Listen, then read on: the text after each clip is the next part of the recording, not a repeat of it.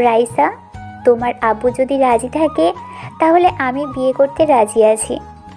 পায়েল, এ তুমি কি বলছো? তোমার আব্বু আম্মু কখনো আমার কাছে তোমাকে বিয়ে দিবে না। তারা যদি আমার নাম শুনে কখনো তোমাকে আমার হাতে তুলে দিবে না।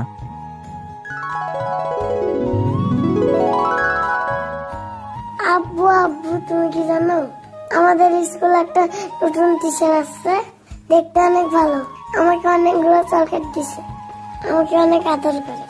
রাইসা, তোমাকে বলছি না বাহিরের মানুষ তোমাকে কিছু দিলে নিতে না, তারপরেও তুমি ওনার কাছ থেকে কেন নিলে? আব্বু আমি তো নিতে চাইনি, ম্যাম আমাকে জোর করে দিছে। আজকের পর থেকে তুমি কখনো ওই টিচারের থেকে কিছু নিবে না। যদি তোমার টিচার কিছু বলে তাহলে বলবে আব্বু মানা করছে। কথাটা মনে থাকবে? ঠিক আছে আব্বু, আমি আর কখনো ম্যামের কাছ থেকে কিছু নিব না। ওকে, এখন রুমে গিয়ে পড়তে বসো। আব্বু তোমার রাফি চাচ্চুর সাথে কথা বলবো। রাইসা ঠিক আছে বলে রুমে চলে গেল। তখন রাফি আমাকে বলল, তুই রাইচার সাথে এভাবে কথা বলছিস কেন? তুই তো জানিস রাইচা এখন অনেক ছোট, তাই এখন কিছু বুঝতে পারে না। তুই তো জানিস আমার রাইসাকে অন্য কেউ ভালোবাসলে আমি সহ্য করতে পারি না, তাহলে রাইসা আমাকে কম ভালোবাসবে? তোর ধারণা ভুল। সব মেয়েরা চাই মায়ের ভালোবাসা পেতে, কিন্তু রাইসা কি কখনো তার মায়ের ভালোবাসা পেয়েছে? পাইনি। তাই তো টিচারের সাথে কথা বলতে ওর ভালো লাগছে। আমি চাই না রাইসাকে অন্য কেউ ভালোবাসুক। রাইসার বাবা আমি, মা আমি, তাকে ঘিরে আমার সব। আমার বাবা মা থেকেও না থাকার মতো। আর আমি ওদের কখনো ক্ষমা করব না। তারা নিজেদের স্বার্থে আলাদা হয়ে গেছে। আমার কথা একবারও চিন্তা করলো না। দোষ করেছে তারা। আমার কি দোষ ছিল? তারা আমাকে এতিমের মতো রেখে চলে গেল কেন? কথাগুলো বলতে গিয়ে চোখে পানি পড়ে গেল। তখন রাফি বলল, থাক, কান্না করিস না। এটা তোর কপালে লেখা ছিল। আগের কথা ভুলে গিয়ে সামনের দিকে এগিয়ে চল। আমি তো তাদের কথা ভুলে গেছি। হঠাৎ তুই রাইসার বাবা মার কথা বললি, তাদের কথা মনে পড়লো। আচ্ছা ওসব বাদ দে। আজকে মন্ত্রী বলেছে তার সাথে দেখা করতে। আমি বলেছি তুই ফ্রি হলে দেখা করে আসবি। ঠিক আছে চল, এখন গিয়ে দেখা করে আসি। এ বলে আমি আর রাফি বাসা থেকে বেরিয়ে আসলাম। আসার সময় খালাকে অর্থাৎ কাজের বুয়াকে বলে আসলাম রাইসাকে খাবার খাইয়ে ঘুম পাড়িয়ে দিতে। আমি আর রাফি আমার নিজের গাড়িতে উঠলাম। আমাদের গাড়ির সামনে এবং পিছনে 4টা গাড়ি আসছে, সবগুলো আমার লোক। প্রায় 30 মিনিট পর মন্ত্রীর বাসায় চলে আসলাম। আমাকে দেখে মন্ত্রীর সিকিউরিটি গার্ড তাড়াতাড়ি গেট খুলে দিল। বাসার ভিতরে ঢুকে গাড়ি থেকে নেমে মন্ত্রীর বাসার দরজায় দাঁড়ালাম। রাফি কলিং বেল চাপ দিল। কিছুক্ষণ পর আন্টি দরজা খুলে দিল। আমাকে আর রাফিকে দেখে বলল, আরে রাসেল, রাফি, তোমরা আসো, ভিতরে আসো। তা হঠাৎ আমার বাসায় কি মনে করে? আসলে আন্টি, আঙ্কেল আমাকে দেখা করতে বলেছে, তাই আসলাম আর কি। তা আঙ্কেল কোথায়? তোমার আঙ্কেল তো ওয়াশরুমে আছে, তোমরা সোফায় বসো, আমি তোমাদের জন্য নাস্তা পাঠিয়ে দিচ্ছি। থাক আন্টি, লাগবে না। আঙ্কেল কি জন্য ডেকেছে কথাগুলো শুনে চলে যাব, আপনাকে কষ্ট করতে হবে না। তুমি একটু বেশি কথা বলো, আমি তোমার কোনো কথা শুনতে চাই না। আজকে রাতের খাবার খেয়ে তারপর বাসায় যাবে। এ বলে আন্টি চলে গেল। আসলে আন্টি অনেক ভালো একজন মানুষ, কিন্তু মন্ত্রী এতটা ভালো না। এ কারণে আন্টির সাথে ভালোভাবে কথা বলি, আর আন্টি আমার জীবনের কাহিনী সব জানে। কিছুক্ষণ পর দেখি মন্ত্রী সাহেব ওপর থেকে নিচে নেমে আসলো। আমাকে দেখে বলল, আরে রাসেল, তুমি কখন আসলে? আসার সময় কোনো অসুবিধা হয়নি তো? সবাই বসতে বসতে কথাগুলো বলল। আমার কোনো অসুবিধা হয়নি। কেন ডেকেছেন আগে সেটা বলেন। আমার হাতে সময় নেই, একটা কাজে যেতে হবে। তুমি তো জানো সামনে নির্বাচন আসছে, গেছেবার তো তোমার কারণে মন্ত্রী হয়েছি। আমি চাই এইবারও যেন কেউ মন্ত্রী না হতে পারে, এবারও আমিই থাকতে চাই। কথা ঘুরিয়ে পিছিয়ে না বলে সোজাসুজি বলেন আমাকে কি করতে হবে। আমি চাই আমার বিপক্ষ প্রার্থী যেন এবার নির্বাচন করতে না পারে, তাকে তুমি বসিয়ে দেবে। তোমার যত টাকা লাগে আমি দিব। সেটা ঠিক আছে, কিন্তু টাকার অ্যামাউন্ট এবার বেশি লাগবে। 1 কোটি টাকা লাগবে। যদি দিতে পারেন তাহলে কাজ হয়ে যাবে। ঠিক আছে, আমি রাজি আছি। তুমি এখন অ্যাডভান্স 50 লাখ টাকা নিয়ে যাও, কাজ শেষ হলে বাকি টাকা পেয়ে যাবে। আপনি ভালো করেই জানেন আমি কাজের আগে সব টাকা না নিয়ে কাজ করি না। সো আগে সব টাকা পরিশোধ করতে হবে, তারপর আপনার কাজ হয়ে যাবে। ঠিক আছে, সালাম। মন্ত্রীর ম্যানেজার, রাসেলকে 1 কোটি টাকা দিয়ে দাও। ম্যানেজার ঠিক আছে বলে ভিতরে গিয়ে 1 কোটি টাকার একটা সুটকেস নিয়ে আসলো। মন্ত্রী আমার হাতে টাকা দিয়ে বলল, এই নাও, এখানে পুরো 1 কোটি টাকা আছে। আমার কাজটা যেন হয়ে যায়। আজ পর্যন্ত এই রাসেল কোনো কাজে ব্যর্থ হয়নি। আপনার কাজ মনে করেন হয়ে গেছে, আমরা এখন আসি। হঠাৎ আন্টি আমাদের সামনে এসে বলল, খাওয়া দাওয়া না করে কোথাও যাওয়া হচ্ছে না, খাবার খেয়ে তারপর বাসায় যাবে। আমি সব কিছু রেডি করেছি, তোমরা ফ্রেশ হয়ে টেবিলে গিয়ে বসো। কি আর করার, আন্টির কথা ফেলতে পারলাম না। আমি আর রাফি ওয়াশরুমে ঢুকে ফ্রেশ হয়ে তাদের সাথে খাবার খেয়ে বিদায় নিয়ে চলে আসলাম। তারপর আমি আমার আস্তানায় গেলাম। আস্তানায় গিয়ে দেখি আমার লোক নয়নকে চেয়ারে বেঁধে রাখছে।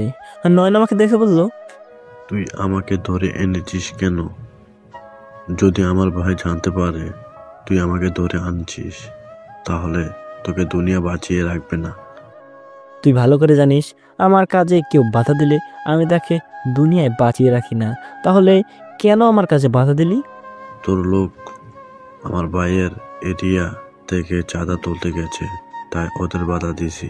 আমরা কি কখনোই তোর এরিয়া থেকে কখনোই চাঁদা তুলেছি? তাহলে তুই কেন আমাদের এরিয়া থেকে চাঁদা তুলতে গেলি? শুন ভালো করে, আমি রাসেল সব জায়গা থেকে চাঁদা তুলব। তোর ভাই রকি আমার কিছুই করতে পারবে না। তুই আবার আমার লোকের গায়ে হাত তুলছিস। আজকে তোকে মেরে তোর ভাইয়ের কাছে পাঠিয়ে দেব। দেখি তোর ভাই আমার কি ছিটতে পারে। তুই একটা ভীতু, তোর যদি সাহস থাকে আমার ভাইয়ের সামনে আমাকে মেরে দেখা, তাহলে বুঝবো তোর অনেক সাহস। তোকে আমার মাফিয়া কিং জানবো। ঠিক আছে, তাহলে আমি তোর চ্যালেঞ্জ অ্যাকসেপ্ট করলাম। কালকে বিকালে তোর ভাইয়ের আস্তানে গিয়ে তোকে মারবো।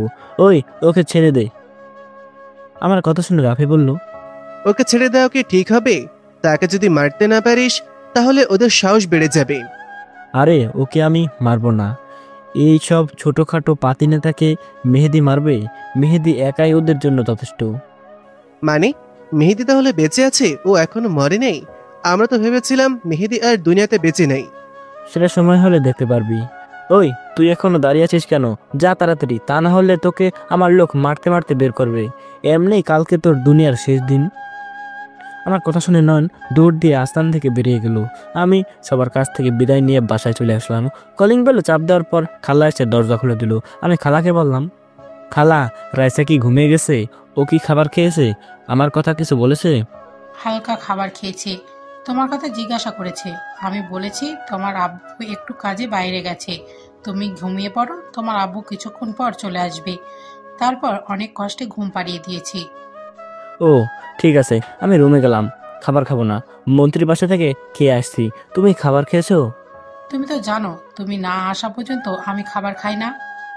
খালা, তোমার এই জিনিসটা আমার ভালো লাগে না। খালি খালি আমার জন্য না খেয়ে বসে থাকো কেন? আমার কোনো ছেলে মেয়ে নেই, তোমাকে আমি নিজের ছেলের মতো দেখি, তাই তোমাকে ছাড়া খাবার খেতে পারি না। তুমি আমাকে রাস্তা থেকে তুলে এনে ঠাঁই দিয়েছো, তোমাকে ছাড়া খাবার খাবো কেমন করে? খালা, আপনি আমার কেউ না, তারপরেও আপনি আমাকে নিজের ছেলের মতো দেখেন। তাহলে আমার আপন মা বাবা আমার সাথে এরকম করলো কেন, সেটা কি আপনি বলতে পারবেন খালা? থাক বাবা, হয়তো তোমার কপালে লেখা ছিল। তুমি এসব নিয়ে চিন্তা করো না, তুমি রুমে গিয়ে ফ্রেশ হয়ে শুয়ে পড়ো, আমি খাবার খেয়ে রুমে যাব। আমি ঠিক আছে বলে নিজের রুমে চলে আসলাম। রুমে এসে দেখি রাইসা কোলবালিশে জড়িয়ে ধরে ঘুমিয়ে আছে। মেয়েটা চেহারার দিকে তাকালে কেমন যেন খারাপ লাগে। ওর বাবা মা যদি বেঁচে থাকতো তাহলে মেয়েটা বাবা ছাড়া হতো না। আমারই ভুল ছিল রাইসার সাথে ওভাবে কথা বলা। সব মেয়েরা চায় তার বাবা মা তাকে আদর করুক, কোলে বসে খাবার খাইয়ে দিবে, কপালে চুমু দিয়ে স্কুলে পাঠাবে। তাহলে রাইসার ব্যাপারে আপনাদের সংক্ষিপ্তভাবে ঘটনা খুলে বলি। আমি একদিন একটা কাজ শেষ করে বাসায় যাচ্ছিলাম। হঠাৎ রাস্তার পাশে দেখে একটা মেয়ে বসে বসে কান্না করছে। তখন আমি গাড়ি থামিয়ে ওর পাশে গেলাম। তখন আমি ওকে বললাম, কি হয়েছে মামুনি, তুমি এত রাতে এখানে বসে বসে কান্না করছো কেন? তোমার আব্বু আম্মু কোথায়? মেয়েটা আমার দিকে তাকিয়ে আরো জোরে জোরে কান্না করতে করতে বলল, ওরা আমার আব্বু আম্মুকে মেরে ফেলেছে। ওই জঙ্গলে আমার আব্বু আম্মু পড়ে আছে। আপনি আমার আব্বু আম্মুকে বাঁচান। আমি আমার আব্বু আম্মুকে ছেড়ে থাকতে পারবো না। আমি মেয়েটার কথা শুনে জঙ্গলের ভিতরে গেলাম। ভিতরে ঢুকে দেখি মেয়েটা ঠিক কথা বলছে। দুজন ছুরি দিয়ে আঘাত করে মেরে ফেলেছে। আমি তাদের নাকের ডগায় হাত নিয়ে দেখি তারা আর বেঁচে নেই। তারপর রাফি আর আমার কিছু লোককে ফোন দিয়ে আসতে বললাম। তা 10 মিনিটের মধ্যে চলে এসেছে। পরে রাইসার আব্বু আম্মুকে একটা কবরস্থানের সামনে একটা হুজুরকে খবর দিয়ে এনে তাদের জানাজা দিয়ে দাফন সম্পূর্ণ করলাম। তারপর আমি রাইসাকে আমার বাসায় নিয়ে আসি। রাইসা ঠিক হতে প্রায় 3 মাস সময় লেগে গেছে। আমি সব সময় রাইসার পাশে ছিলাম। তাকে বলছি এখন আমি তার সব। আজকে থেকে আমি তার বাবা মা। এরপর একটা কেজি স্কুলে ভর্তি করিয়ে দিলাম। আমার লোক তাকে প্রতিদিন স্কুলে নিয়ে যায় এবং নিয়ে আসে। এই ছিল রাইসার কাহিনী। এবার বর্তমানে ফেরা যাক। আমি আপনাদের এখনো পরিচয় দিই নাই, অনেক কথা বলে ফেলেছি। শুধু আমার নামটা জেনে রাখুন, আমি রাসেল। সবাই মাফিয়া কিং নামে চিনে। আমার কিছু জানা লাগবে না, গল্পের সাথে থাকুন, সব জানতে পারবেন। আমি আর কোনো কিছু না ভেবে ঘুমিয়ে পড়লাম। রাইসার কপালে একটা চুমু দিলাম আর রাইসাকে জড়িয়ে ধরে শুয়ে পড়লাম। পরের দিন সকালে রাইসা আমাকে ডাকতে লাগলো। আমি ঘুম ঘুম চোখে বললাম, কি হয়েছে মামুনি, এত সকাল সকাল ডাকছো কেন? আব্বু আর একটু ঘুমাবো। আব্বু তুমি আজকে আমাকে স্কুলে দিয়ে আসো। অনেকদিন হয়েছে তুমি আমাকে স্কুলে নিয়ে আসো না। মামুনি, আজকে আমার শরীরটা ভালো লাগছে না, আরেকদিন তোমাকে নিয়ে যাব। আজকে তুমি ওদের সাথে যাও। না, আজকে তুমি আমাকে স্কুলে নিয়ে যাবে। আমি তোমার লোকের সাথে যাব না। তুমি যদি আমাকে না নিয়ে যাও তাহলে আমি এই স্কুলে যাব না। কি আর করার, রাইসার জোরাজোরিতে শোয়া থেকে উঠে রাইসাকে বললাম, ঠিক আছে মামুনি, তুমি রেডি হয়ে নিচে গিয়ে নাস্তার টেবিলে আব্বুর জন্য অপেক্ষা করো। আব্বু ফ্রেশ হয়ে আসছি। ঠিক আছে আব্বু, তুমি আমার লক্ষ্মী আব্বু, তুমি আমার বেস্ট আব্বু। রাইসা আমার কপালে একটা চুমু দিয়ে রেডি হতে চলে গেল। আমি দাঁড়িয়ে না থেকে ওয়াশরুমে ঢুকে ফ্রেশ হয়ে আসলাম। রাইসা রেডি হয়ে নিচে চলে গেল। আমি একটা জামা গায়ে দিয়ে নিচে চলে আসলাম। চোখে এখন অনেক ঘুম, অনেক দেরি করে ঘুমাইছি তো। আমি নিচে এসে রাইসার পাশে একটা চেয়ার টেনে বসলাম। রাইসাকে নিজের হাতে নাস্তা খাইয়ে দিতে লাগলাম, সাথে আমিও খাচ্ছি। বাপ মেয়ে নাস্তা করে বাসা থেকে বেরিয়ে গাড়ি নিয়ে রাইসার স্কুলে যেতে লাগলাম। রাইসা প্রথম শ্রেণীতে পড়ে। আমার সামনে পিছে আমার লোক গাড়ি নিয়ে আসছে। কিছুক্ষণ পর রাইসার স্কুলের সামনে চলে আসলাম। রাইসা গাড়ি থেকে নামার পর হঠাৎ একটা মেয়ে আমাদের সামনে আসলো। আমি মেয়েটাকে দেখে পুরো অবাক হয়ে গেলাম। ও এখানে কেমন করে? ওর তো বাসা দিনাজপুরে, তার মানে এখানে শিক্ষকতা করতে আসছে। কিন্তু ওদের তো কোনো কিছুর কমতি নেই, তাহলে এখানে কেন আসলো? আগের থেকে অনেক সুন্দর লাগতে থাকে। হঠাৎ রাইসার ডাকে ধ্যান ভাঙলো। রাইসা বলল, আব্বু তুমি কোথায় হারিয়ে গেলা? তোমাকে সেখান থেকে রাখছি। উনি হচ্ছে আমার নতুন টিচার। তোমাকে ওনার কথা গতকালকে বলছি। রাইসার কথা শুনে পায়েল অর্থাৎ গল্পের নায়িকা বলল, কেমন আছো রাসেল? তোমাকে অনেক বছর পর দেখছি। তোমার মেয়েটা কিন্তু অনেক লক্ষ্মী। পায়েলের কথা শুনে আমি বললাম, আলহামদুলিল্লাহ আমি ভালো আছি। তা বড়লোক বাবার একমাত্র মেয়ে হঠাৎ কেজি স্কুলে চাকরি করতে আসলেন কেন? আপনাদের তো টাকা পয়সার অভাব নেই।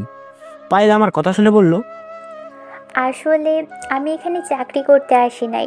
আমার এক বান্ধবী এই স্কুলে চাকরি করে।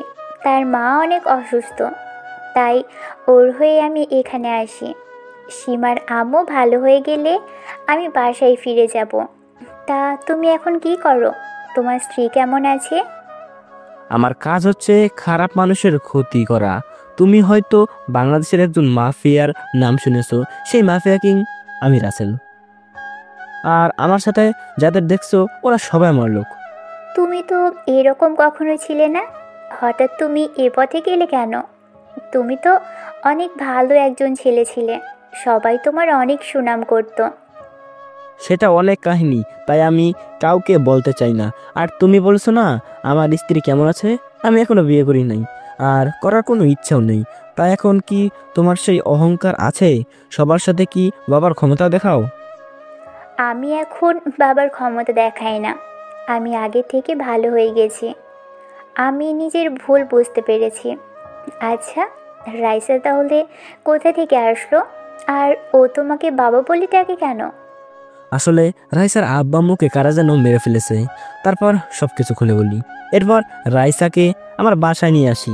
রাইসা আমাকে বাবা বলে ডাকে। আমি রাইসাকে নিয়ে সারা জীবন কাটিয়ে দিতে চাই। তুমি যে কাজ করতে আছো এই কাজে বেঁচে থাকার গ্যারান্টি নেই। তোমাকে যদি সন্ত্রাসীরা মেরে ফেলে তাহলে তো রাইসা পুরো একা হয়ে যাবে। তুমি এই কাজটা ছেড়ে দাও। তোমাকে আমি বলি নাই, আমাকে জ্ঞান দিতে আসিও না। আমাকে কেউ কিছু করতে পারবে না, একমাত্র আল্লাহ ছাড়া। তুমি রাইসাকে নিয়ে ভিতরে যাও, আমার একটা কাজ আছে, সেখানে যেতে হবে। আমি কাজটা শেষ করে রাইসাকে নিয়ে যাব। একথা বলে আমার লোকগুলোকে নিয়ে নিজের কাজে যেতে লাগলাম। মোবাইল বের করে মেহেদিকে ফোন দিলাম। মেহেদি ফোন রিসিভ করার পর বলল, কিরে, কি অবস্থা তোর? হঠাৎ ফোন দিলি যে, কোনো কাজ আছে নাকি? আমি ভালো আছি। তোকে যে কারণে ফোন দিছি, সবাইকে ট্রেনিং দেওয়া কি হয়ে গেছে? সবাইকে ট্রেনিং দেওয়া হয়ে গেছে। এখন আমরা নিচ থেকে উঠতে পারি। যে ট্রেনিং দিচ্ছি সবাইকে, এদের একজনের সাথে 5-6টা কিছু না। শুনে খুশি হলাম। এখন তাদের নিয়ে উপরে উঠে আয়। রনির আস্থানায় গিয়ে নয়নকে তার সামনে মেরে আসবি।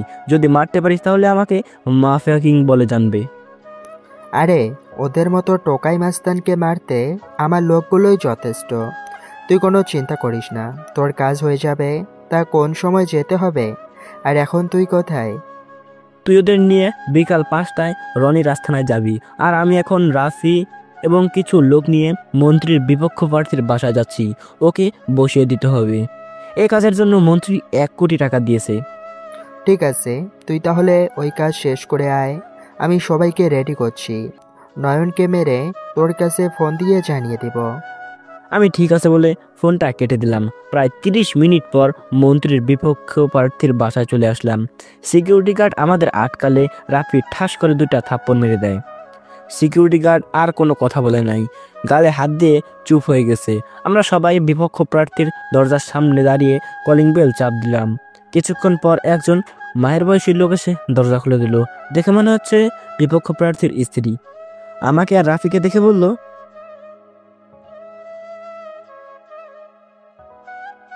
তোমরা কারা? আমার বাসায় কি? আপনার স্বামী কোথায়? তাকে একটু ডাক দেন, তার সাথে আমাদের কিছু কথা আছে। কথাগুলো বলে আমরা চলে যাব। রাফির কথা শুনে মহিলা আমাদের ভিতরে গিয়ে বসতে বলল। তারপর মহিলা ভিতরে চলে গেল। আমি আর রাফি ভিতরে ঢুকে চারপাশে তাকিয়ে দেখতে লাগলাম।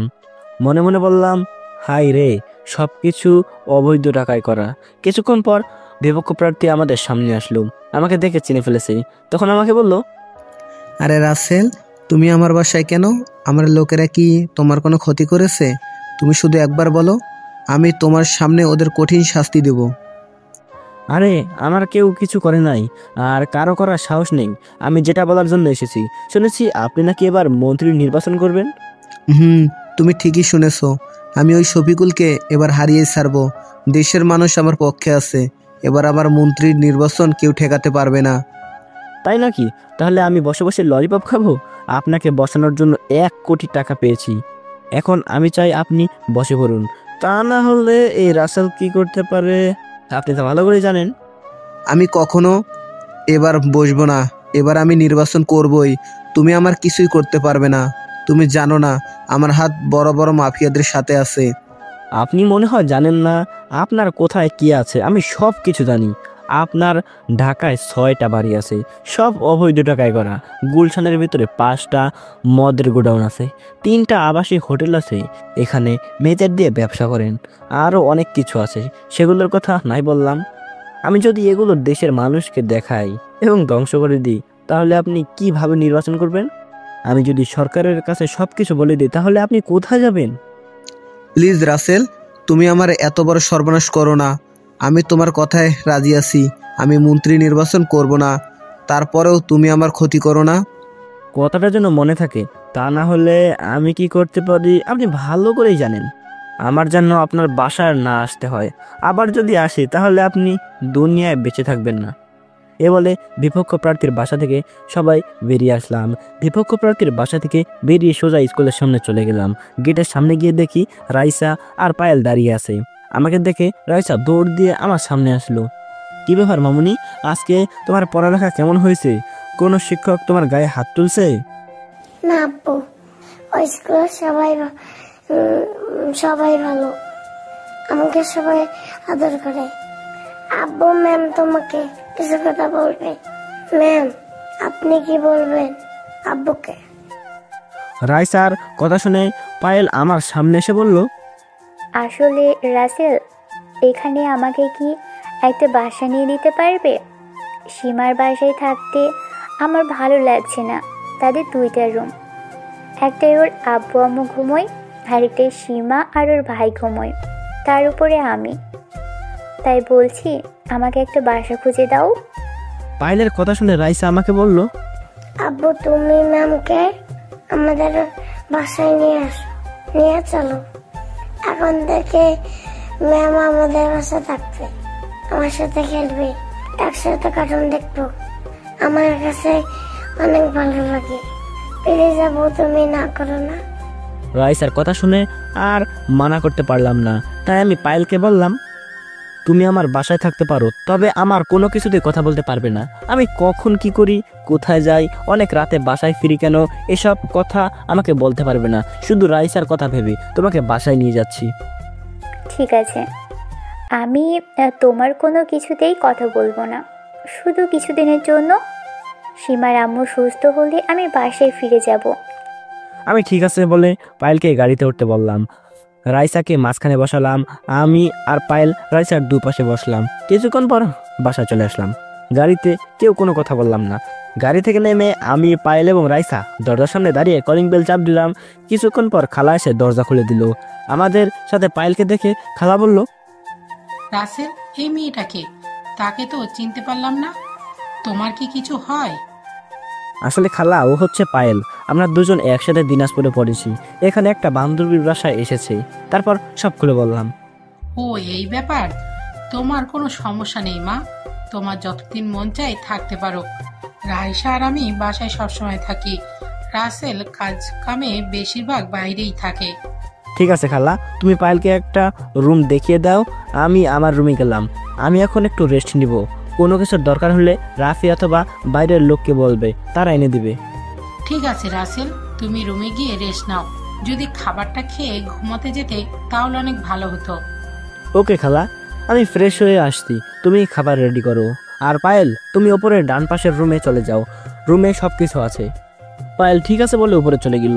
আমিও আর কোনো কথা না বলে রাইসাকে কোলে করে নিয়ে রুমে চলে আসলাম। বাপ মেয়ে দুজনে একসাথে গোসল করে রাইসাকে জামা কাপড় পরিয়ে দিয়ে আমি একটা জামা গায়ে দিয়ে দুজনে নিচে চলে আসলাম। আমি খালা এবং রাইসা চেয়ার টেনে বসলাম। তারপর পায়েলের জন্য অপেক্ষা করতে লাগলাম। কিছুক্ষণ পর সিঁড়ির ওপরে চোখ পড়তে আমি চমকে উঠলাম। দেখি পায়েল একটা নীল রঙের জামা গায়ে দিয়ে নিচে নামতেছে। দেখতে অনেক কিউট লাগছে। আরে, আমি কি বলছি, আমার জীবনে সব ভালোবাসা হবে না? পায়েল নিচে এসে রাইসার পাশে একটা চেয়ার টেনে বসলো। তারপর খালা খাবার বেড়ে দিতে লাগলো। হঠাৎ দেখি রাফি এক জায়গায় দাঁড়িয়ে আছে। এখন আমি বললাম, কিরে, তুই ওখানে দাঁড়িয়ে আছিস কেন? তোকে কি বসতে বলতে হবে, নাকি তোর লজ্জা করছে আমাদের সাথে বসতে? আসলে তেমন কিছু না, তারা খেয়ে নেই, আমি পরে খাবো। আর একটা কথা বলবি, তোর মাথা ফাটিয়ে ফেলবো। তাড়াতাড়ি চেয়ার টেনে বস। রাফি আর কোনো কথা না বলে একটা চেয়ার টেনে বসলো। খালাও আমাদের সাথে বসে পড়লো। সবাই মিলে খাবার খাচ্ছি। আমি রাইসাকে খাইয়ে দিতে লাগলাম, নিজেও খেতে লাগলাম। হঠাৎ রাইসা বলে উঠলো, ম্যাম, আপনি একা একা খাচ্ছেন, আমাকে খাওয়াই দেবেন না? আমার খুব ইচ্ছে করে আপনার হাতে খাবার খেতে। সরি রাইসা, আমি মনে করেছি তুমি তোমার আব্বুর হাতে ছাড়া অন্য কারোর হাতে খাবার খাও না, তাই তোমাকে বলি নাই। তুমি হাঁ করো, আমি তোমাকে খাইয়ে দিচ্ছি। পায়েলের কথা মতো রাইসা হা করলো। তারপর পায়েল রাইসাকে খাবার খাইয়ে দিতে লাগলো। আমি মনে মনে বলছি, রাইসা এই 2 দিনে পায়েলকে কত আপন করে নিছে। আমার কাছে অনেক ভালো লাগছে। সারাদিন কাজের মধ্যে থাকি, রাইসাকে ঠিকভাবে সময় দিতে পারি না। রাইসা কি সুন্দর করে পায়েলের হাতে খাবার খাচ্ছে। আমার খাওয়া শেষ হলে আমি রুমে চলে আসি। তারপর বিছানায় শুয়ে একটা ঘুম দিলাম। হঠাৎ মোবাইলের শব্দে ঘুম ভেঙে গেল। ঘড়ির দিকে তাকালাম, দেখি সন্ধ্যা হয়ে গেছে। তারপর মোবাইল হাতে নিয়ে দেখি মেহেদি ফোন দিচ্ছে। আমি ফোন রিসিভ করার পর মেহেদি বলল, রাসেল, কাজ শেষ। নয়নের শরীর থেকে আলাদা করে ফেললাম।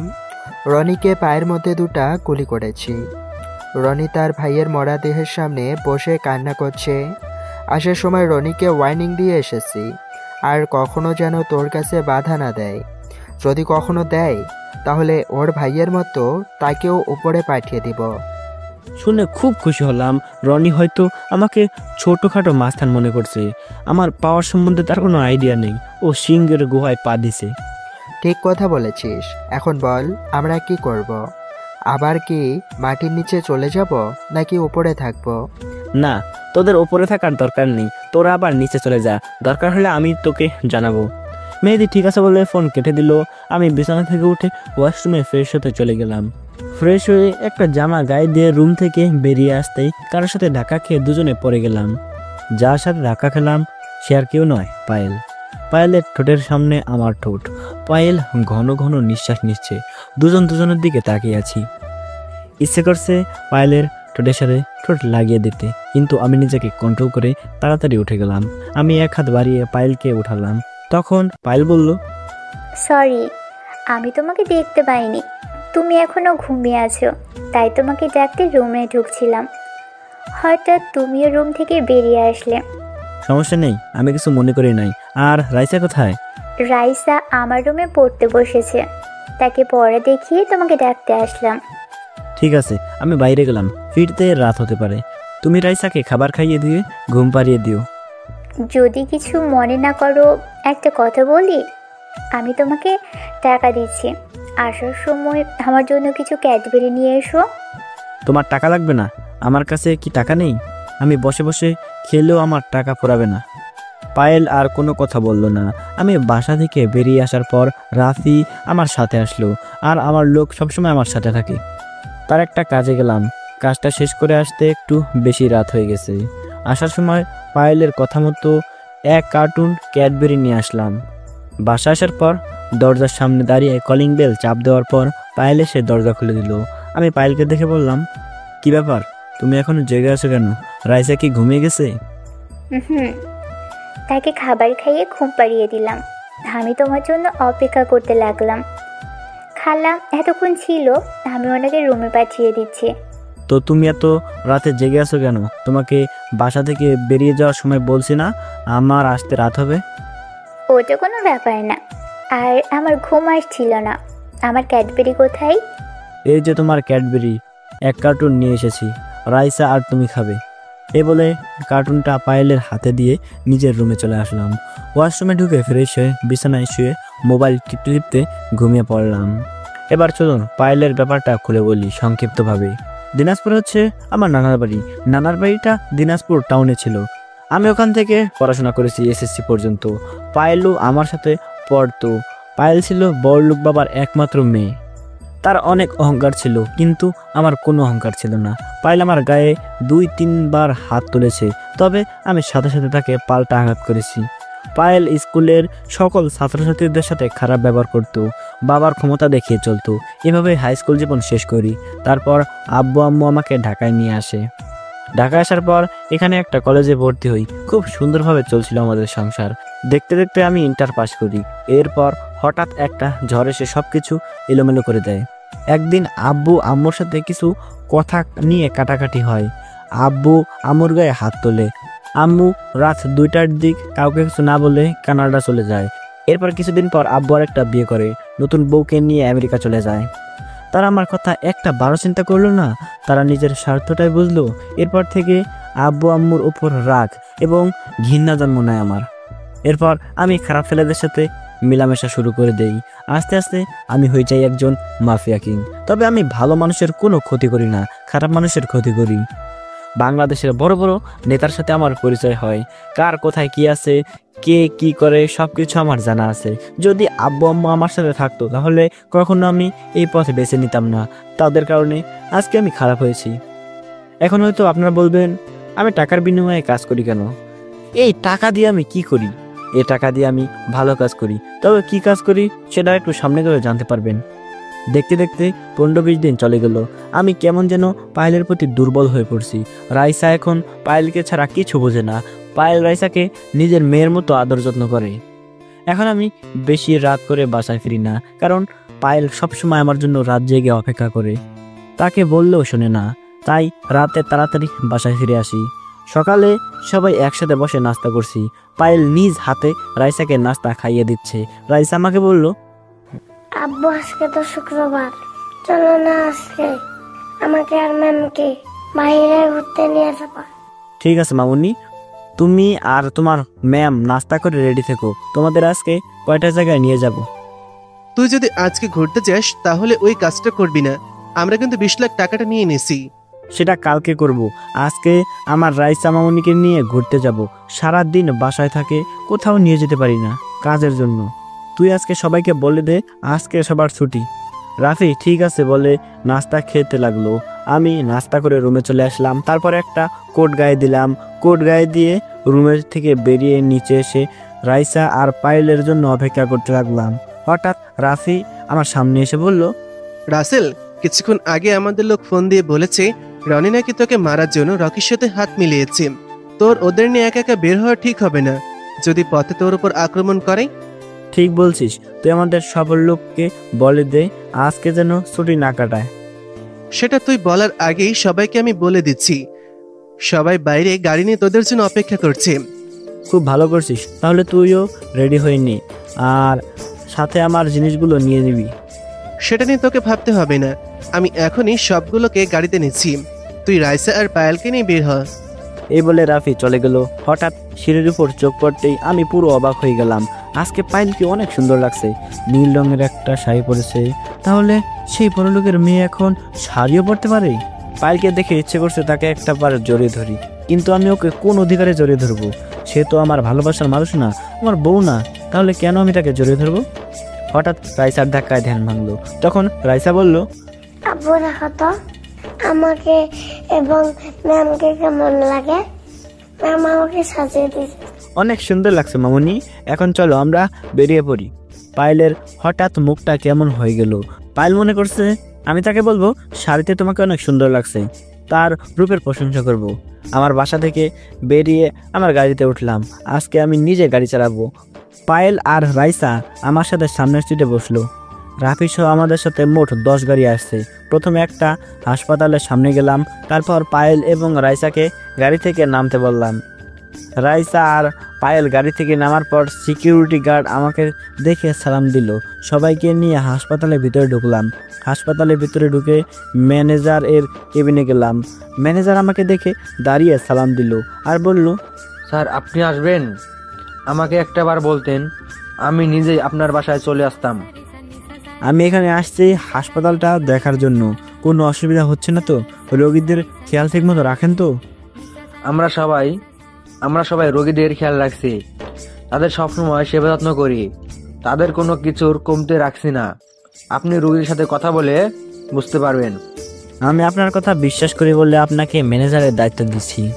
আমার আর দেখা লাগবে না। রাফি ম্যানেজারকে 50 লাখ টাকা দিয়ে দে। এ বলে রাইসা আর পায়েলকে নিয়ে হাসপাতাল থেকে বেরিয়ে আসলাম। তারপর গাড়িতে উঠে একটা এতিমখানার সামনে গেলাম। আসার সময় ওদের জন্য কিছু জামা কাপড় এবং খাবার নিয়ে আসলাম। সবাইকে জামা কাপড় দিলাম আর সবার সাথে বসে খাবার খেলাম। তারপর সবার থেকে বিদায় নিয়ে একটা বৃদ্ধাশ্রমে চলে আসলাম। পায়েল কোনো কথা বলছে না, শুধু দেখে যাচ্ছে আর অবাক হয়ে আমার দিকে তাকিয়ে আছে। বৃদ্ধাশ্রমের সামনে গাড়ি থামিয়ে সবাই ভিতরে ঢুকলাম। আমাকে দেখে সবাই এসে জড়িয়ে ধরলো। আসার সময় মহিলাদের জন্য একটা করে শাড়ি এবং পুরুষদের জন্য লুঙ্গি পাঞ্জাবি নিয়ে আসলাম। তাদের সবাইকে সবটা বুঝিয়ে দিলাম। এই বৃদ্ধাশ্রম যারা দেখাশোনা করে তাদের বললাম, এখানে কি সব ঠিকমতো চলছে? খাওয়া দাওয়ার কোনো সমস্যা হচ্ছে না তো? যদি শুনি আমার আব্বু আম্মুরা কষ্ট পাচ্ছে তাহলে কাউকে আমি ছাড়বো না। যখন যার যেটা লাগবে দ্রুত এনে দিবে। আরও কিছুক্ষণ কথা বললাম এবং বৃদ্ধাশ্রমের সবাইকে বলছি কোনো অসুবিধা হচ্ছে না তো? সবাই বলল কোনো অসুবিধা হচ্ছে না। তারপর ওদের থেকে বিদায় নিয়ে মার্কেটে গিয়ে পায়েল এবং রাইসার জন্য কিছু মার্কেট করলাম। তারপর একটা রেস্টুরেন্টে ঢুকে খাবার খেলাম। তারপর বাসায় চলে আসলাম। বাসায় আসতে আসতে রাত 10টা বেজে গেছে। এতক্ষণ সময় পায়েল একটা কথা বলে নাই, শুধু আমার কাজ কাম দেখছে। বাসা আসার পর রাইসাকে বললাম, ঠিক আছে মামুনি, তুমি একটু রুমে যাও, আমি তোমার ম্যামের সাথে একটু কথা বলবো। রাইসা ঠিক আছে বলে রুমে চলে গেল।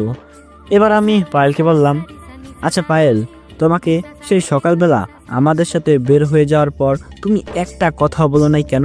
কি হয়েছে তোমার? আমার কিছু হয়নি রাসেল, আমি তোমার কাজ কাম দেখে আজকে মুগ্ধ হয়ে গেলাম। তোমার এসব কাজ আমার অনেক ভালো লেগেছে। আমি কথা বলার ভাষা হারিয়ে ফেলেছি। কি বলবো তোমায়? তুমি মনে করছো কি আমি এতটাই খারাপ? আসলে তুমি যতটা খারাপ ভাবছো এই রাসেল এতটাও খারাপ না। আমি সব কাজ করে যে টাকা নিই সব টাকা এই গরিব দুঃখী মানুষের পিছনে খরচ করি।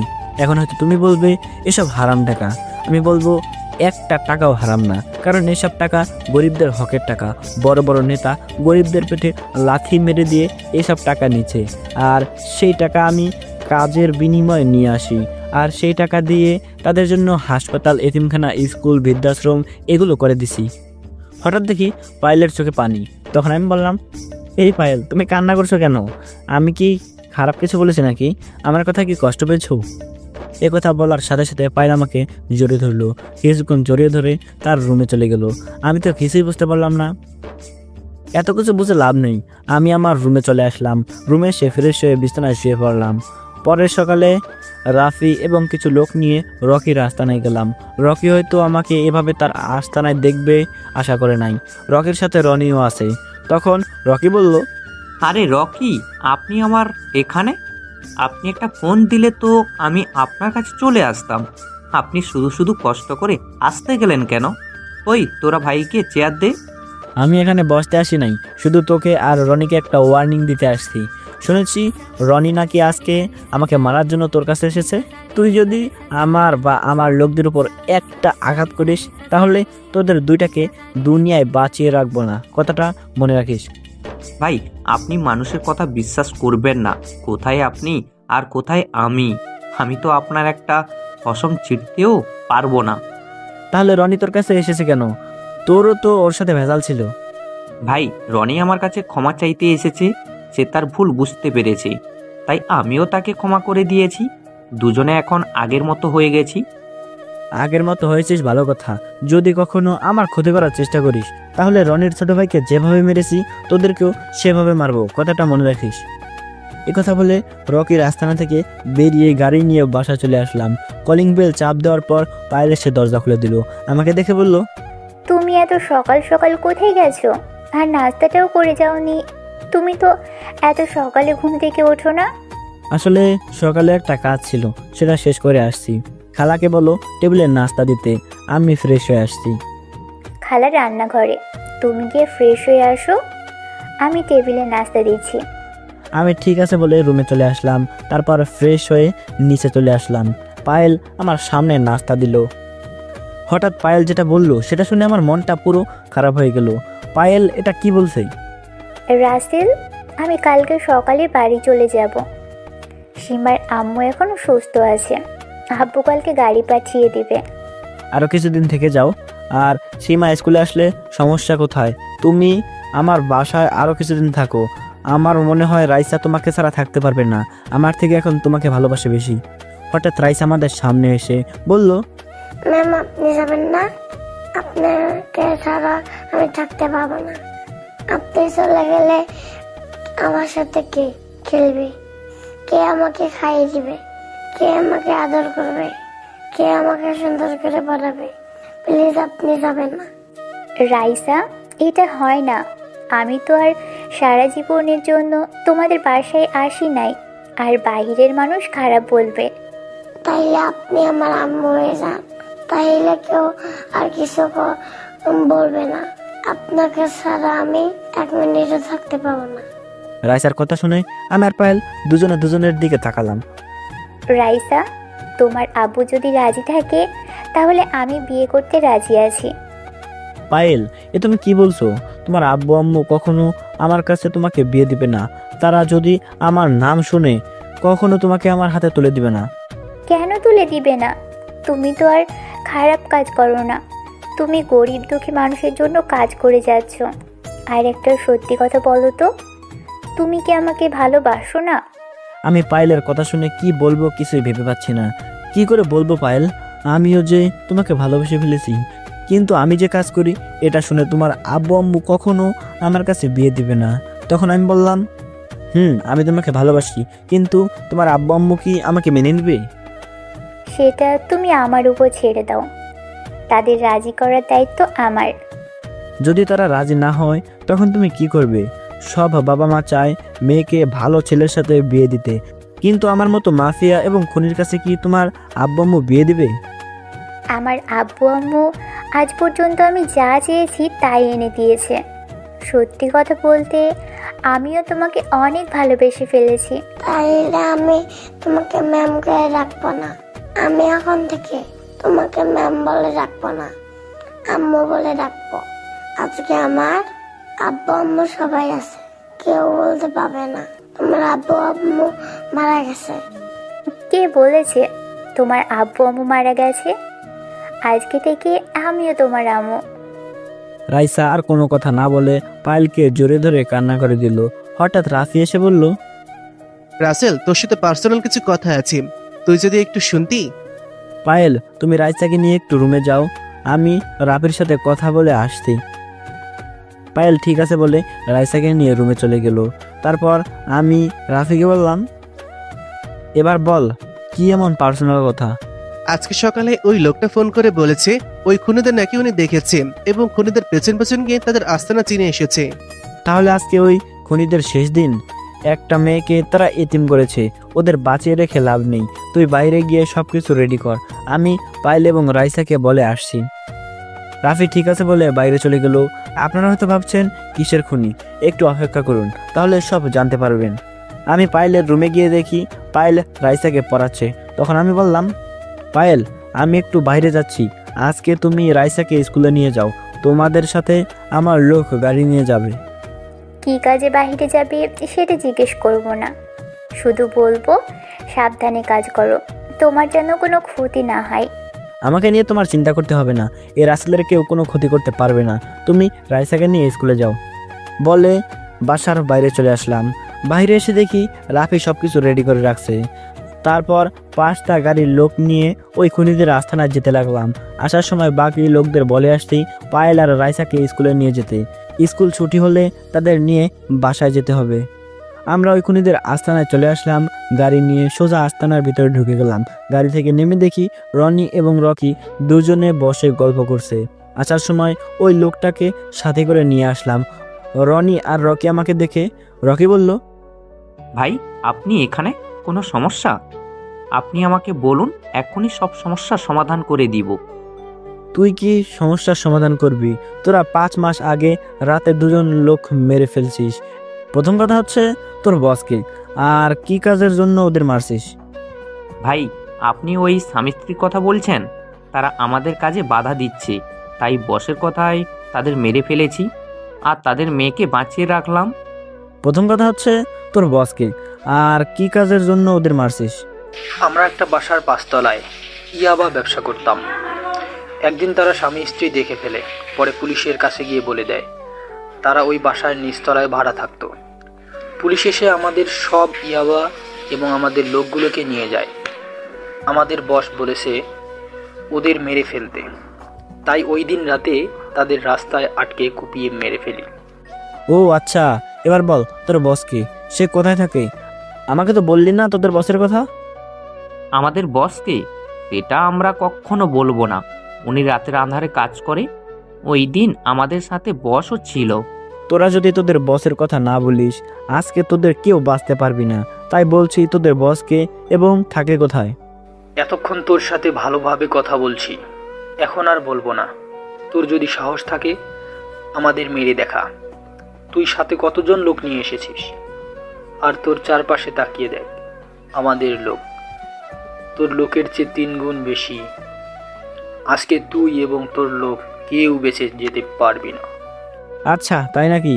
তোরা হয়তো আমার সম্বন্ধে ভালো করে জানিস না, এ রাসেলের সব লোক ট্রেনিং প্রাপ্ত। ওই তোরা দাঁড়িয়ে আছিস কেন? ওদের মেরে ফেল। আমি কথাটা বলার সাথে সাথে আমার লোক গুলি করা শুরু করে দিছে। রনি আর রকির লোক চারপাশে লুকিয়ে গুলি করা শুরু করে দিছে। আমরা আসার সময় সবকিছু রেডি করে আসছি, মানে আমাদের শরীরে যেন গুলি না লাগে সে ব্যবস্থা করে আসছি। রনি আর রকির সব লোক গুলি খেয়ে মাটিতে গড়াগড়ি খাচ্ছে। আমি রনি আর রকির পায়ে গুলি করলাম, ওরা সাথে সাথে মাটিতে বসে পড়লো। তাদের সব লোক মারা গেছে। আমি এবার রনি আর রকির সামনে একটা চেয়ার নিয়ে বসলাম। তারপর বললাম, বেঁচে থাকতে চাইলে তোদের বসের নাম বল, সে থাকে কোথায়? যদি না বলিস তাহলে আজকে তোদের এই শেষ দিন। আমার কথা শুনে দুজনেই ভয় পেয়ে গেল। তখন রকি বলল, আমাদের বস আর কেউ নয়, আমজাদ খান। সে আগে বাইরে ছিল, 7 মাস আগে বাংলাদেশে আসে, তারপর অবৈধ ব্যবসা শুরু করে। তবে আমাদের বসকে কেউ এখনো দেখে নাই। উনি বাংলাদেশের শেষ বর্ডারে থাকে। আর ওই দিন স্বামী স্ত্রীকে আমরা মারি নাই, মেরেছে আমাদের বস, কারণ পুলিশ তার 1 কোটি টাকার ইয়াবা নিয়ে গেছে। আমজাদ খানের কথাটা শুনে বুকের ভিতর কেমন মোচড় দিয়ে উঠল। কে এই আমজাদ খান? আমি যাকে চিনি সে আবার নয় তো? যদি সে হয় তারপরেও তাকে আমি বাঁচিয়ে রাখবো না, তার প্রতি আমার অনেক রাগ জমে আছে। তখন আমি রাফিকে বললাম, রাফি, আমি গাড়িতে গিয়ে বসছি, তুই ওদের কি করবি করে আয়। ঠিক আছে, তুই গিয়ে গাড়িতে বস, ওদের ব্যবস্থা আমি করে আসছি। আমি আর কোনো কথা না বলে বাহিরে এসে গাড়িতে গিয়ে বসলাম। 10 মিনিট পর রাফি সবগুলো লোক নিয়ে বেরিয়ে আসলো। সব লোক গাড়িতে উঠে বসলো। রাফি আমার সামনের সিটে গিয়ে বসলো। তখন রাফি বলল, দুজনের একটা করে হাত এবং পাক একটা করে দিলাম, আর আমজাদ খানের ঠিকানা নিয়ে আসলাম। ওই শালা নাকি সিলেটের শেষ মাথায় থাকে। ঠিক আছে, ওর ব্যবস্থা পরে করব, এখন বাসায় চল। আমার কথা শুনে রাফি আর কোনো কথা বলল না। তারপর আমরা বাসায় যেতে লাগলাম। আপনারা হয়তো সবকিছু বুঝতে পারছেন, যদি কেউ না বুঝেন তাহলে আমি বুঝিয়ে বলছি। আমি যাদের খুনের কথা বলছি তারা আর কেউ নয়, রাইসার আব্বু আম্মুর কথা বলছি। ওই দিন রাতে রাইসার আব্বু আম্মুকে গাড়িতে করে কবরস্থানে আসার সময় একটা লোক আমাকে এসে বলে সে নাকি ওই খুনিদের চেহারা দেখছে, তাদের একবার দেখলে চিনে ফেলবে। এরপর ওই লোকটাকে নিয়ে খুনিদের খুঁজতে থাকি। ওই লোকটা একটা অফিসে চাকরি করে। ওই দিন অফিসের কাজের চাপ বেশি থাকায় অফিস থেকে আসতে অনেক রাত হয়ে যায়। কোনো গাড়ি না পেয়ে হেঁটে হেঁটে বাসায় চলে আসছিলাম। আপনাদের সাথে কথা বলতে বলতে বাসায় চলে আসলাম। আমি গাড়ি থেকে নেমে দরজার সামনে এসে কলিং বেল চাপ দেওয়ার পর পায়েল এসে দরজা খুলে দিল। আমাকে দেখে বলল, যাক, তোমার কিছু হয়নি। আমি তো অনেক চিন্তা করছিলাম তোমার জন্য। একমাত্র আল্লাহ ছাড়া এই রাসেলের গায়ে কেউ আঘাত করতে পারবে না, আর আমার যে ক্ষতি করতে আসবে সবগুলোকে মেরে নদীতে ভাসিয়ে দেব। ঠিক আছে, এখন কথা না বলে রুমে গিয়ে ফ্রেশ হয়ে আসো, আমি তোমাদের টেবিলে খাবার দিচ্ছি। আমি ঠিক আছে বলে রুমে চলে আসলাম। ওয়াশরুমে ঢুকে ফ্রেশ হয়ে একটা জামা গায়ে দিয়ে নিচে আসলাম। একটা চেয়ার টেনে বসলাম। কিছুক্ষণ পর রাফি এসে বসলো। পায়েল আমাদের দুজনকে খাবার বেড়ে দিচ্ছে। তখন আমি বললাম, আচ্ছা পায়েল, খালা কবে আসবে সে কি তোমাকে বলেছে? আমার কাছে তো কিছুই বলে নাই, যাওয়ার সময় বলে গেছে কিছুদিন থেকে তারপর চলে আসবে। ও ঠিক আছে, তুমিও আমাদের সাথে বসে পড়ো। আর রাইসা কোথায়? ওকে তো দেখছি না। রাইসাকে খাবার খাইয়ে দিয়ে ঘুম পাড়িয়ে দিছে, সে এখন ঘুমোচ্ছে। আমি আর কোনো কথা না বলে খাবার খেয়ে রুমে চলে আসলাম। কিছুক্ষণ পর পায়েল আমার রুমে এসে বিছানায় শুয়ে আমাকে জড়িয়ে ধরলো। এই পায়েল, তুমি এটা কি করছো? আমাদের এখনো বিয়ে হয়নি, তুমি আমাকে জড়িয়ে ধরো কেন? আমার মন চাইছে তাই তোমাকে জড়িয়ে ধরেছি। আর বিয়ে হয়নি তো কি হয়েছে, বিয়ে তো একদিন হবে। আমরা তো খারাপ কিছু করতে চাচ্ছি না। আগে আমাদের বিয়ে হোক, তারপর তুমি যা খুশি করো, আমি তোমাকে বাধা দেবো না। আমাদের ব্যাপারে তোমার আব্বু আম্মুকে সবকিছু খুলে বলছো?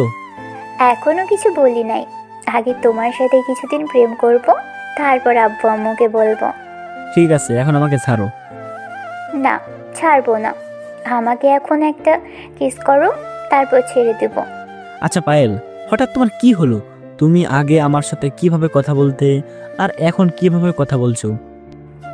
আগে তো তোমার কথা মতোই চলছে এবং তোমার সাথে আমার কিছুই ছিল না। এখন তুমি আমার ভালোবাসা, তাই এখন সাহস বেড়ে গেছে। তুমি আমার মতো মাফিয়াকে কেন ভালোবাসলে? আমার এই জীবনের কোনো নিরাপত্তা নেই, কখন শত্রু এসে আমাকে মেরে ফেলে তার কোনো নিশ্চয়তা নেই। তোমাকে যদি কেউ মেরে ফেলে তাহলে সেদিন আমিও তোমার সাথে মরে যাব। আমি তোমাকে অনেক ভালোবাসি। তোমাকে ভালোবেসেছি শুধুমাত্র গরিব দুঃখীর পাশে দাঁড়ানোর জন্য। আর আমি জানি তুমি ভালো মানুষের কোনো ক্ষতি করবে না, তুমি খারাপ মানুষের ক্ষতি করবে। তুমি জানো পায়েল, যখন রাস্তা দিয়ে গাড়ি নিয়ে যাই তখন এইসব গরিব দুঃখীদের রাস্তার পাশে পড়ে থাকতে দেখি, তখন নিজের কাছে অনেক খারাপ লাগে। তাই ওদের জন্য এই কাজগুলো করে যাচ্ছি। আর আমার এই খারাপ কাজ করার কোনো ইচ্ছে ছিল না, একমাত্র আব্বু আম্মুর কারণে এই পথটা বেছে নিতে বাধ্য হয়েছি। আমি বলি কি, তুমি এসব কাজ ছেড়ে দাও। আমরা দুজনে বিয়ে করে আবার সব কিছু নতুন করে শুরু করব। এখন আমি এই কাজ ছাড়তে পারবো না। আমি তখনই এই কাজ ছেড়ে দেব যখন বাংলাদেশ থেকে সব ময়লা আবর্জনা পরিষ্কার করতে পারবো। সেই দিন আমি নিজেই সব কাজ ছেড়ে দেব। এখন ছেড়ে দিলে খারাপ লোকগুলো চান্স পেয়ে যাবে। রাস্তাঘাটে মানুষ নিরাপদে চলতে পারবে না। একমাত্র আমার কারণে এই দেশের মানুষ নিরাপদে চলতে পারে। আমার কথা শেষ হতে না হতেই পায়েল আমার ঠোঁটের সাথে ঠোঁট লাগিয়ে দিল। আমাকে শক্ত করে জড়িয়ে ধরে কিস করতে লাগলো। প্রায় 5 মিনিট পর ছেড়ে দিল। আমি হাঁপাতে হাঁপাতে বললাম, পায়েল, এটা তুমি কি করলে? আমি তোমার কাছে এমন কিছু আশা করি নাই। আমি বলছি না আমাদের বিয়ের আগে কিছু হবে না। আমি তো বেশি কিছু করি নাই, শুধু তোমাকে কিস করেছি। আর আমি তোমাকে ভালোবেসে কিস করেছি। ঠিক আছে, এখন তুমি আমার রুমে চলে যাও। দেখো রাইসা একা একা কি করছে। পায়েল ঠিক আছে বলে রুম থেকে বেরিয়ে গেল। দেখতে দেখতে 1 মাস চলে গেল। পায়েল আর আমার ভালোবাসা আগের মতোই আছে। কালকে নির্বাচন, এই 1 মাস আর কোনো কাজ করি নাই। দেখতে দেখতে নির্বাচন শেষ হলো। এবারও জাহিদ খান পাশ হয়েছে, তার বিপক্ষ প্রার্থী বসে গেছে। তাই জাহিদ খানের কাছ থেকে কেউ কিছু নিতে পারে নাই। আজকে পায়েল তাদের বাড়িতে চলে যাবে। সব কিছু গুছিয়ে নিচে আসলো, সাথে রাইসাও আছে। রাইসা আমার পাশে একটা চেয়ার টেনে বসলো। পায়েল রাইসার পাশে চেয়ার টেনে বসলো। তখন রাইসা বলল, আম্মু, তোমাকে ছাড়া আমি থাকতে পারবো না, প্লিজ তুমি তাড়াতাড়ি চলে এসো। ঠিক আছে আম্মু, কিছুদিন অপেক্ষা করো, তারপর আম্মু একেবারের জন্য তোমার কাছে চলে আসবে। তোমার নানা নানিকে তো রাজি করাতে হবে। তুমি যদি রাজি করতে না পারো তাহলে আমি তোমাদের কাছে তোমাকে ভিক্ষা চাই, তারপরেও তোমাকে আম্মু মানাবো। পায়েল রাইসাকে জোরে ধরে কান্না করতে করতে বলল, তুমি আমাকে এত ভালোবাসো কেন? তোমাকে ছেড়ে যেতে মনই চাইছে না। কারণ তোমাকে আমি অনেক ভালোবাসি, নিজের আপন মা বানিয়েছি। তোমাকে ছাড়া থাকবো কি করে? আমি নানা নানির সাথে কথা বলে তোমাকে এই বাসায় নিয়ে আসবো। তুমি চিন্তা করো না আম্মু, তোমার নানা নানি রাজি না হলেও আমি তোমার কাছে চলে আসবো। এখন কান্না থামাও, নাস্তা শেষ করে নাও। আর তোমার আব্বু বলছে কেন তোমাকে এত জলদি বাসা যেতে? সেটা বলে নাই, তবে বলছে আমার জন্য নাকি খুশি সংবাদ আছে, সেটা বাড়িতে গেলে বলবে। ও, নাস্তা শেষ করে নাও। তোমার আব্বু গাড়ি পাঠিয়ে দিছে। রাফি আমাকে বলেছে তোমার গাড়ি চলে এসেছে। পায়েল আর কোনো কথা না বলে নিজে নাস্তা করলো, সাথে রাইসাকেও খাওয়িয়ে দিল। নাস্তা শেষ করার পর আমার লোকগুলোকে বললাম পায়েলের ব্যাগ গাড়িতে নিয়ে রাখতে। পায়েল রাইসাকে বলল, রাইসা মামুনি, তুমি একটু বাইরে যাও তো, তোমার আব্বুর সাথে আমার একটু কথা বলার আছে। রাইসা ঠিক আছে বলে রাফির সাথে বাসার বাহিরে চলে গেল। রাইসা আর রাফি বেরিয়ে যাওয়ার সাথে সাথে পায়েল আমাকে জড়িয়ে ধরে ঠোঁটের সাথে ঠোঁট লাগিয়ে দিল। প্রায় 5 মিনিট পর ছেড়ে দিয়ে নিজেই কান্না করতে লাগলো। তখন আমি বললাম, এই পায়েল, তুমি কান্না করছো কেন? তোমাকে শক্ত হতে হবে। তুমি এভাবে ভেঙে পড়লে তো কিছুই হবে না। তোমাকে ছেড়ে যেতে মন চাইছে না, আমার মনের ভিতর কেমন জানি ভয় লাগছে। আমি না তোমাকে হারিয়ে ফেলি। এরকম ভয় পেলে চলবে? তুমি তোমার আব্বু আম্মুকে বুঝিয়ে বললে হয়তোবা তারা রাজি হয়ে যাবে, আর না হলে মনে করব তুমি আমার কপালে ছিলে না। যদি আব্বু আম্মু রাজি না হয় তাহলে তুমি গিয়ে আমাকে নিয়ে এসো। আব্বু তোমাকে দেখলে আমাকে এমনিই তোমার হাতে তুলে দিবে। শোনো পায়েল, আমি নিজের ক্ষমতা দেখিয়ে তোমাকে তুলে আনতে পারবো না। তোমার আব্বু আম্মু যদি আমার হাতে তোমাকে তুলে দেয় তাহলেই আমি তোমাকে নিয়ে আসবো। আব্বু আম্মু রাজি না হলে তুমি আমাকে ভুলে যাবে? আমার কথা তোমার একটুও মনে পড়বে না? আমাকে বলে থাকতে হবে, হয়তো কিছুদিন খারাপ লাগবে, পরে এমনি ঠিক হয়ে যাবে। রাসেল, শেষবারের মতো আমাকে আরেকটা কিস করবে? হয়তো এটা আমার শেষ কিস। আর আব্বু আম্মু রাজি হলে সারা জীবন তোমার ওই ঠোঁট দুটো নিজের করে রাখবো।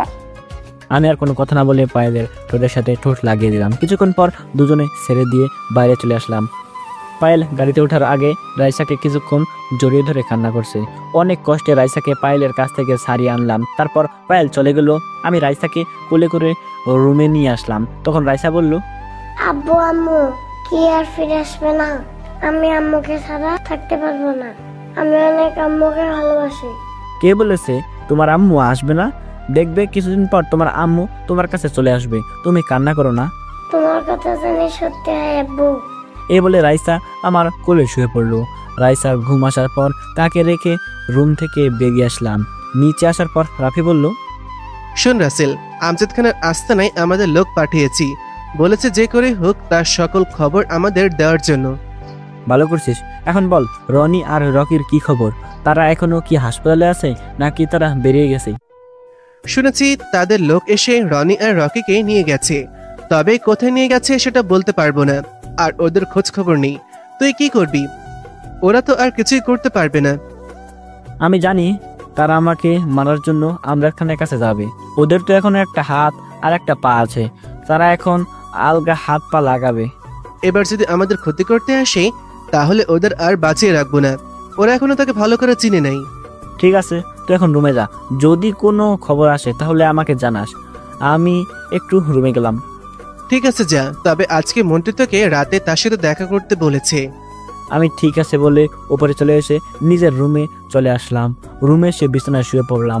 পায়েলের কথা খুব মনে পড়ছে। পায়েলের সামনে নিজেকে অনেক শক্ত রেখেছি। যদি আমি ভেঙে পড়তাম তাহলে পায়েল ভুলেও তাদের বাড়িতে যেত না। পায়েল এসেছে, অনেক দিন হয়েছে, তার আব্বু আম্মু অনেক চিন্তা করছে, তাই ওকে যেতে দিলাম। কিন্তু আজ পর্যন্ত পায়েলের আব্বু আম্মুর সাথে আমি কখনো কথা বলি নাই। পায়েলকে ছাড়া পুরো বাসা ফাঁকা ফাঁকা লাগছে, আর আমি জানি পায়েলের আব্বু কখনো রাজি হবে না। সেখানে একটা রহস্য আছে, গল্পের সাথে থাকুন, সব জানতে পারবেন। রাতে রাফি আর আমি বাসা থেকে বেরিয়ে সাথে লোক নিয়ে মন্ত্রীর বাসা চলে আসলাম। কলিং বেল চাপ দেওয়ার পর আন্টি এসে দরজা খুলে দিল। আমাদের দেখে আন্টি বলল, আরে রাসেল এবং রাফি, হঠাৎ আমার বাসায়?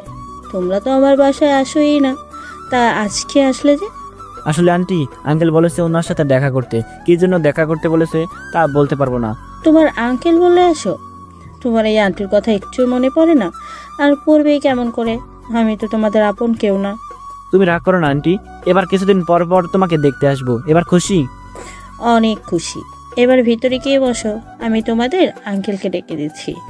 বলে আন্টি ভিতরে চলে গেল। আমি আর রাফি ভিতরে ঢুকে সোফায় গিয়ে বসলাম। কিছুক্ষণ পর মন্ত্রী আমাদের সামনে আসলো। তখন আমি বললাম, তো বলুন কেন ডেকেছেন আমাকে? আপনি তো আবার কোনো কাজ ছাড়া আমাকে মনে করেন না। আজকে তোমাকে কাজের জন্য ডাকি নাই, আজকে তোমাকে একটা জিনিস দিব।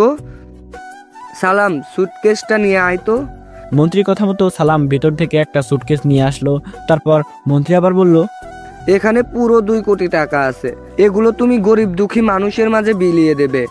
আজ তোমার কারণে মন্ত্রী পদ হাত ছাড়া হয়নি, তোমার কারণে আমি আবার মন্ত্রী হয়েছি। আচ্ছা আমাকে একটা কথা বলুন তো, হঠাৎ আপনার কি হলো? আপনার ভিতরে হঠাৎ গরিবদের জন্য মায়া হলো কেন? আমি জীবনে গরিবদের হক মেরে দিয়েছি, আমি আর গরিবের হক মেরে খাবো না। দেশের জন্য, দেশের মানুষের জন্য এবং গরিব দুঃখীদের জন্য কিছু করতে চাই। আমি এখন থেকে হক পথে চলবো। আপনার কথাগুলো শুনে অনেক ভালো লেগেছে।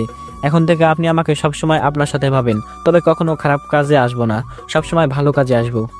ঠিক আছে, এখন টাকাগুলো রাখো। রাফি টাকাগুলো নেয়। তাহলে আমরা এখন আসি, কখনো প্রয়োজন হলে ডাক দিবেন, আমি হাজির হয়ে যাব। আসসালামু আলাইকুম। এ বলে যেই না উঠতে যাব তখন আন্টি এসে হাজির। তখন আন্টি বলল, কোথাও যাওয়া হচ্ছে না, আমি টেবিলে সব কিছু রেডি করে রেখেছি, তোমরা ফ্রেশ হয়ে আসো, খাবার খেয়ে তারপর যাবে। কি আর করার, আন্টির কথা আর ফেলতে পারলাম না। আমি আর রাফি ফ্রেশ হয়ে এসে খাবার খেয়ে আন্টি আর মন্ত্রীর থেকে বিদায় নিয়ে বাসায় থেকে বেরিয়ে আসলাম। বাসায় আসতেই হঠাৎ রাফির মোবাইলে ফোন আসে। রাফি ফোন ধরে আমাকে দিল। তখন আমি হ্যালো বললাম। ওপাশ থেকে শিহাব অর্থাৎ আমার লোক বলল, ভাই আমজাদ খানের সব খবর পেয়েছি। আমজাদ খান 1 বছর আগে বাংলাদেশের বাইরে ছিল, এই বছর বাংলাদেশে এসে ইয়াবা, অস্ত্র, ড্রাগ এগুলোর অবৈধ ব্যবসা করে যাচ্ছে। আর এটাও জানছি তার সাথে নাকি বাহিরের লোকের সাথে হাত আছে, কিন্তু এখনো আমজাদ খানকে দেখতে পাইনি। তার কিছু লোককে আটক করে কথাগুলো বের করতে পেরেছি, কিন্তু আমজাদ খান কোথায় আছে সেটা বলে নাই। তারপর ওদের গুলি করে মেরে ফেলেছি। আমার মনে হয় আমজাদ খান কোথাও লুকিয়ে আছে, সবার সামনে আসে না, হয়তো লুকিয়ে লুকিয়ে অন্য কিছুর প্ল্যান করছে। কিন্তু আমি ওই আমজাদ খানকে কখনো ছাড়বো না, তাকে আমি খুঁজে বের করবই।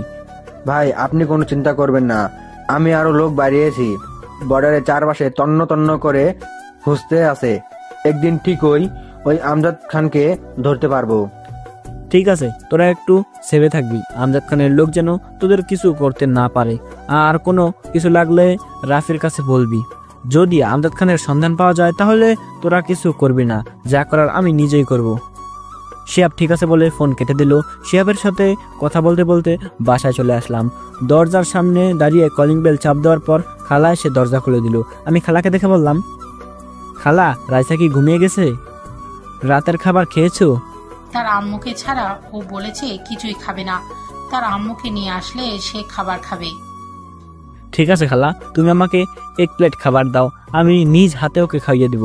খালা আর কোনো কথা না বলে 1 প্লেট খাবার আমার হাতে দিল। আমি রুমে এসে দেখি রাইসা কোলবালিশে জড়িয়ে ধরে শুয়ে আছে। রাইসার মুখটা কান্না করতে করতে কেমন যেন হয়ে গেছে। আমি রাইসার পাশে বসে তাকে ডাকতে লাগলাম।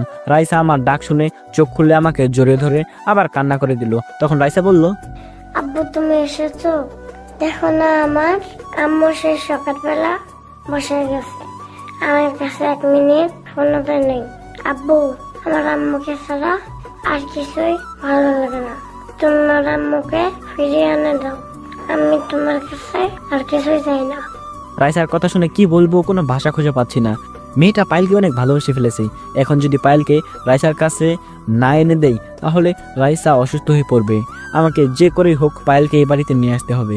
কিন্তু আমার একটা জিনিস মাথায় ঢুকছে না, পায়েল সেই সকালবেলায় বাসা থেকে বেরিয়ে গেল, এখন পর্যন্ত একটা ফোন দিয়ে বললো না, নাকি পায়েল কোনো বিপদে পড়েছে? আগে রাইসাকে বুঝিয়ে খাবার খাইয়ে ঘুম পাড়িয়ে দিই, রুমে গিয়ে পায়েলকে ফোন দিব। রাইসা মামনি, তুমি কান্না করো না, আমি কথা দিচ্ছি তোমার আম্মুকে কিছুদিন পর তোমার কাছে নিয়ে আসবো। তবে তোমাকে খাওয়া দাওয়া ঠিক মতো করতে হবে, তা না হলে আমি তোমার আম্মুকে এনে দেব না। না না, আমি খাওয়া দাওয়া ঠিক মতো করবো, তুমি শুধু আমার আম্মুকে আমার কাছে নিয়ে আসো। আমি তোমার কাছে আর কিছুই চাই না। ঠিক আছে, তাহলে এখন আমার হাতে খাবার খেয়ে নাও, আমি কালকে তোমার আব্বু আম্মুর বাসায় যাব। রাইসা চোখের পানি মুছে আমার হাতে খাবার খেতে লাগলো। রাইসাকে খাবার খাইয়ে দিয়ে ঘুম পাড়িয়ে ওয়াশরুমে চলে আসলাম। ফ্রেশ হয়ে মোবাইল হাতে নিয়ে পায়েলকে ফোন দিলাম, কিন্তু অবাক করা বিষয় হলো পায়েলের মোবাইল বন্ধ বলছে।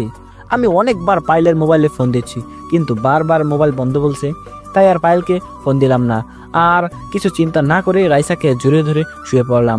পরের দিন রাইসাকে বুঝিয়ে রাফির এবং খালার কাছে বলে গাড়ি নিয়ে সেই দিনাজপুরে রওনা দিলাম। আসার সময় রাফিকে বলে আসছি রাইসা এবং খালাকে দেখে রাখতে। আর মন্ত্রী আমার কথা জিজ্ঞাসা করলে বলতে বলেছি আমি একটা কাজের জন্য ঢাকার বাইরে গেছি। প্রায় 5 ঘন্টা পর চিরচেনা সেই শহরে চলে আসলাম। আসার সময় আমার আসার কোনো ইচ্ছা ছিল না এই শহরে, শুধুমাত্র রাইসার জন্য এসেছি। এই শহরে না আসার কারণ, আমার আব্বু আম্মুকে ফেলে রাখার পর নানা নানি এবং মামা মামি আমার কোনো খোঁজ নেয়নি। তাই আব্বু আম্মুর মতো ওদেরও আমি ঘৃণা করি। আগের থেকে অনেক পরিবর্তন হয়ে গেছে এই দিনাজপুর। স্কুলটা নতুন করে আবার বানিয়েছি। কত স্মৃতি জমে আছে এই শহরে। এখানে আমার কিছু বন্ধু ছিল, কিন্তু যাওয়ার পর তাদের সাথে আমার যোগাযোগ হয়নি। তো যাই হোক, দেখতে দেখতে পায়েলদের বাসার সামনে চলে আসলাম। গাড়ি একটু সাইড করে দারোয়ানের সামনে গেলাম। তখন দারোয়ান আমাকে দেখে বলল, কাকে চাই? আর তোমাকে তো চিনতে পারলাম না, কোথায় থেকে আসছো তুমি? আসলে চাচা, আমি ঢাকা থেকে আসছি। পায়েল আর আমি বন্ধু, ওর সাথে একটু দেখা করতে আসছি। কাল সকাল থেকে ওর মোবাইল বন্ধ। তারপর দারোয়ান চাচা যেটা বলল সেটা শোনার জন্য আমি মোটেও প্রস্তুত ছিলাম না। দারোয়ান চাচা এটা কি বললো? পায়েল এটা কিভাবে করতে পারলো? পায়েল মামুনির জন্য স্যারের বিয়ে ঠিক করেছে, ছেলে স্যারের বন্ধুর ছেলে, কিন্তু পায়েল মামুনি এই বিয়েতে রাজি না। তাই স্যারের জোর করে পায়েল মামুনিকে বিয়ে দিতে চাইছে, আর ওই মোবাইল নিয়ে গেছে। এখন পায়েল কোথায় আছে? ওর সাথে কি কথা বলা যাবে? আমি ওর সাথে 2 মিনিট কথা বলতে চাই। পায়েল কে তো রুমের ভিতরে আটকে রেখেছে, তাকে ঘর থেকে বের হতে দিচ্ছে না। হঠাৎ গতকালের সেই ড্রাইভার ভেতর থেকে বেরিয়ে আসলো, যে পায়েলকে বাসায় নিয়ে আসছে। আমাকে দেখে ড্রাইভার বলল, আরে ভাই, আপনি এখানে হঠাৎ আজকে পায়েল ম্যামদের বাসায়? দারোয়ান ড্রাইভারের কথা শুনে তাকে বলল, তুমি ওকে ভাই বলছো কেন? তুমি কি ওনাকে চিনো? ওনাকে চেনে না, বাংলাদেশের এমন কোনো মানুষ নেই। উনি হচ্ছে সেই মাফিয়া রাসেল, যে গরিব দুঃখী মানুষের জন্য কাজ করে যাচ্ছে, যার নাম শুনলে বড় বড় নেতারা ভয়ে প্রস্রাব করে দেয়। সরি ভাই, আমি আপনাকে চিনতে পারি নাই, আপনি আমাকে ক্ষমা করে দেন। আপনাকে এতক্ষণ দাঁড়া করিয়ে কথা বলছি, চাচা, আপনি আমার বাবার বয়সী, আমাকে আপনি তুই করে বলবেন। আর আপনি তো কোনো দোষ করেন নাই, তাহলে ক্ষমা কেন চাইছেন? তুমি অনেক ভালো একটা ছেলে, তোমার মতো ছেলে হয় না। তোমার নাম অনেকবার শুনেছি, কিন্তু কখনো দেখি নাই। আজকে তোমাকে সরাসরি দেখবো তা কখনো ভাবিনি। আচ্ছা, এসব কথা বাদ দেন। এখন বলেন, আমি কি পাইলের সাথে কথা বলতে পারবো? তার সাথে কিছু কথা বলতে চাই। ভাই, চাচা কিছু করতে পারবে না। আমি ম্যামের সাথে কথা বলার সুযোগ করে দিচ্ছি, আপনি গিয়ে গাড়িতে বসুন। এই কথা বলে ড্রাইভার ভেতরে চলে গেল। আমি আমার গাড়িতে গিয়ে বসলাম। প্রায় আধা ঘন্টা পর দেখি ড্রাইভার বোরখা পরা একটা মেয়েকে নিয়ে আমার সামনে আসলো। গাড়ির দরজা খুলে দিলাম। মেয়েটা ভিতরে ঢুকে আমাকে জড়িয়ে ধরে কান্না করে দিল। মেয়েটা আর কেউ নয়, পায়েল। আমি পায়েলকে শক্ত করে জড়িয়ে ধরলাম। পায়েল আমাকে জড়িয়ে ধরে বলল, রাসেল, আমি অন্য ছেলেকে বিয়ে করতে পারবো না। তুমি আমাকে এখান থেকে নিয়ে চলো, তা না হলে আব্বু আম্মু আমাকে জোর করে বন্ধুর ছেলের সঙ্গে বিয়ে দেবে। আমি তোমাকে ছেড়ে অন্য কাউকে বিয়ে করতে পারবো না। এই পাগলি, তোমাকে আমি অন্য ছেলেদের সাথে বিয়ে হতে কখনো দিব না। তুমি জানো, তুমি বাসা থেকে আসার পর পুরো বাসা ফাঁকা ফাঁকা লাগছে।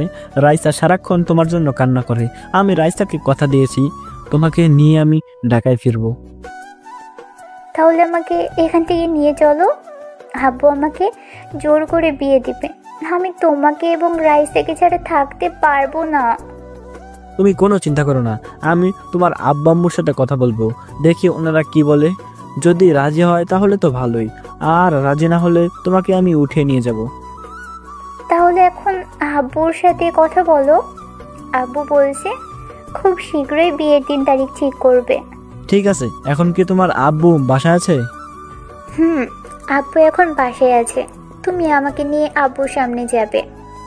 না, তুমি আগে ভিতরে চলে যাও, আমি কিছুক্ষণ পরে আসতেছি, আমার জরুরি একটা কাজ আছে। পায়েলকে ভিতরে পাঠিয়ে দিলাম। আমি এবার রাফিকে ফোন দিলাম। ফোন ঢোকার সাথে সাথে রাফি রিসিভ করলো। তখন আমি বললাম, কিরে, এত ফোন দিচ্ছিস কেন? আমি পায়েলের সাথে কথা বলছিলাম, তাই তোর ফোন কেটে দিচ্ছি বারবার। ও, আসলে তোকে যে কারণে ফোন দিয়েছি তা হলো, কিছুক্ষণ আগে খবর পেয়েছি মন্ত্রীর বিপক্ষ প্রার্থী তোকে মারার জন্য আমজাদ খানের সাথে হাত মিলিয়েছে। তারা জেনে গেছে তুই এখন দিনাজপুরে আছিস, তাই আমজাদ খানের লোক তোকে মারার জন্য দিনাজপুরে রওনা দিয়েছি। আমাকে মারার জন্য আমজাদ খানের লোক দিনাজপুরে আসছে? সমস্যা নেই, আসুক, দেখি আমজাদ খানের লোক আমার কি করতে পারে। তুই চিন্তা করিস না, নাজিম দিনাজপুরে আছে। আমি তার সাথে কথা বলেছি তোকে সেভ করার জন্য। তার লোক নিয়ে তোর কাছে যাচ্ছে। এখন বল, তুই কোথায় আছিস? আমি এখন পায়েলদের বাসার সামনে আছি। ওর আব্বু আম্মুর সাথে কিছু কথা বলবো। তুই নাজিমকে বলিস দিনাজপুর হাই স্কুলের সামনে থাকতে। আমি 1 ঘন্টা পর আসতেছি। রাফি ঠিক আছে বলে ফোন কেটে দিল। আমি গাড়ি থেকে বের হয়ে পায়েলদের বাসার সামনে দাঁড়িয়ে কলিং বেল চাপ দিলাম। কিছুক্ষণ পর একটা কাজের বুয়া এসে দরজা খুলে দিল।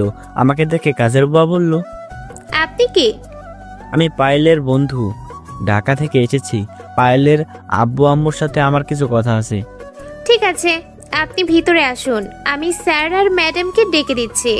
এ বলে কাজের বুয়া ভিতরে চলে গেল। আমি ভিতরে ঢুকে সোফায় গিয়ে বসলাম। কিছুক্ষণ পর পায়েলের আব্বু আম্মু আমার সামনে আসলো। তখন পায়েলের আব্বু বলল, তুমি কে? তোমাকে তো চিনতে পারলাম না। আসলে আপনাদের সাথে আমার কিছু কথা আছে, যদি আপনাদের একটু সময় হতো। সমস্যা নেই, তুমি বলো কি কথা বলবে। আসলে আমি আর পায়েল দুজনকে ভালোবাসি। আমি চাই পায়েলকে বিয়ে করতে। পায়েল বলেছে তাকে এখান থেকে নিয়ে যেতে, কিন্তু আমি তা কখনো করব না। আমি চাই আপনারা নিজ হাতে পায়েলকে আমার হাতে তুলে দিবেন।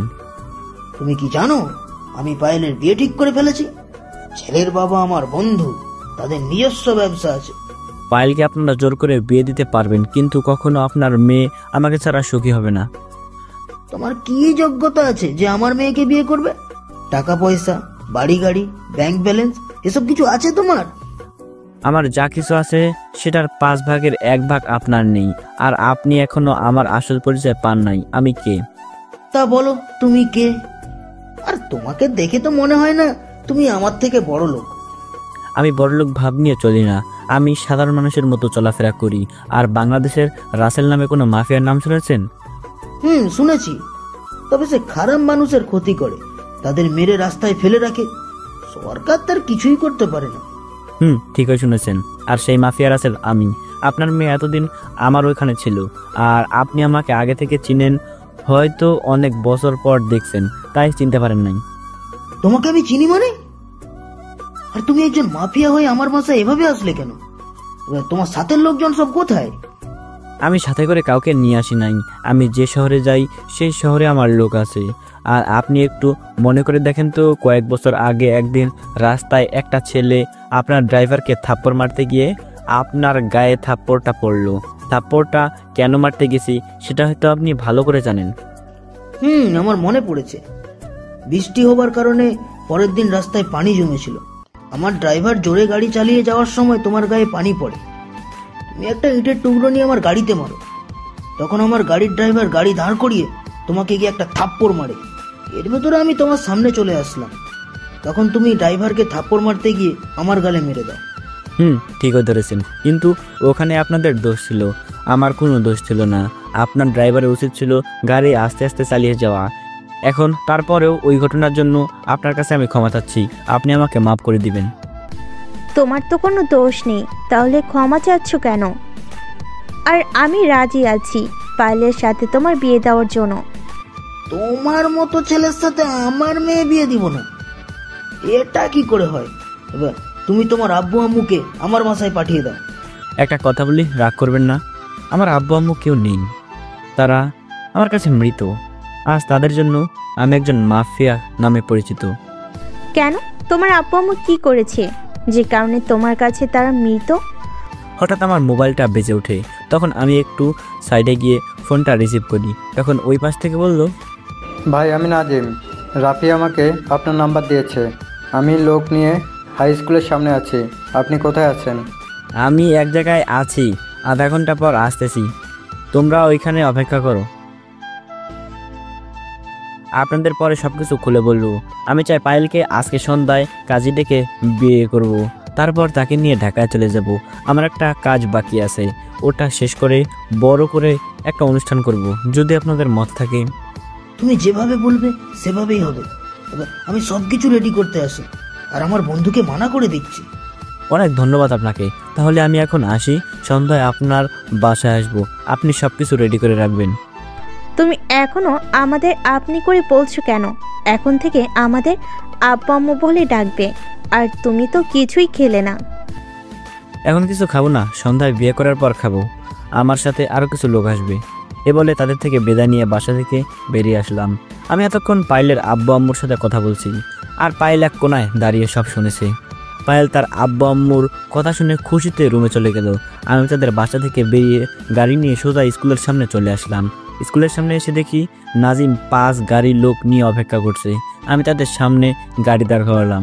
গাড়ি থেকে নামার পর নাজিম আমার সামনে এসে বলল, আসসালামু আলাইকুম ভাই, কেমন আছেন? আজকে আপনাকে সামনাসামনি দেখব সেটা কখনোই স্বপ্নে ভাবি নাই। ও আচ্ছা, এখন বলো, আমজাদ খানের লোক দিনাজপুরে আসছে? আমরা তো কাউকে দেখি নাই। রাফি ভাই আমাকে বলার পর আমি লোক নিয়ে চলে আসি।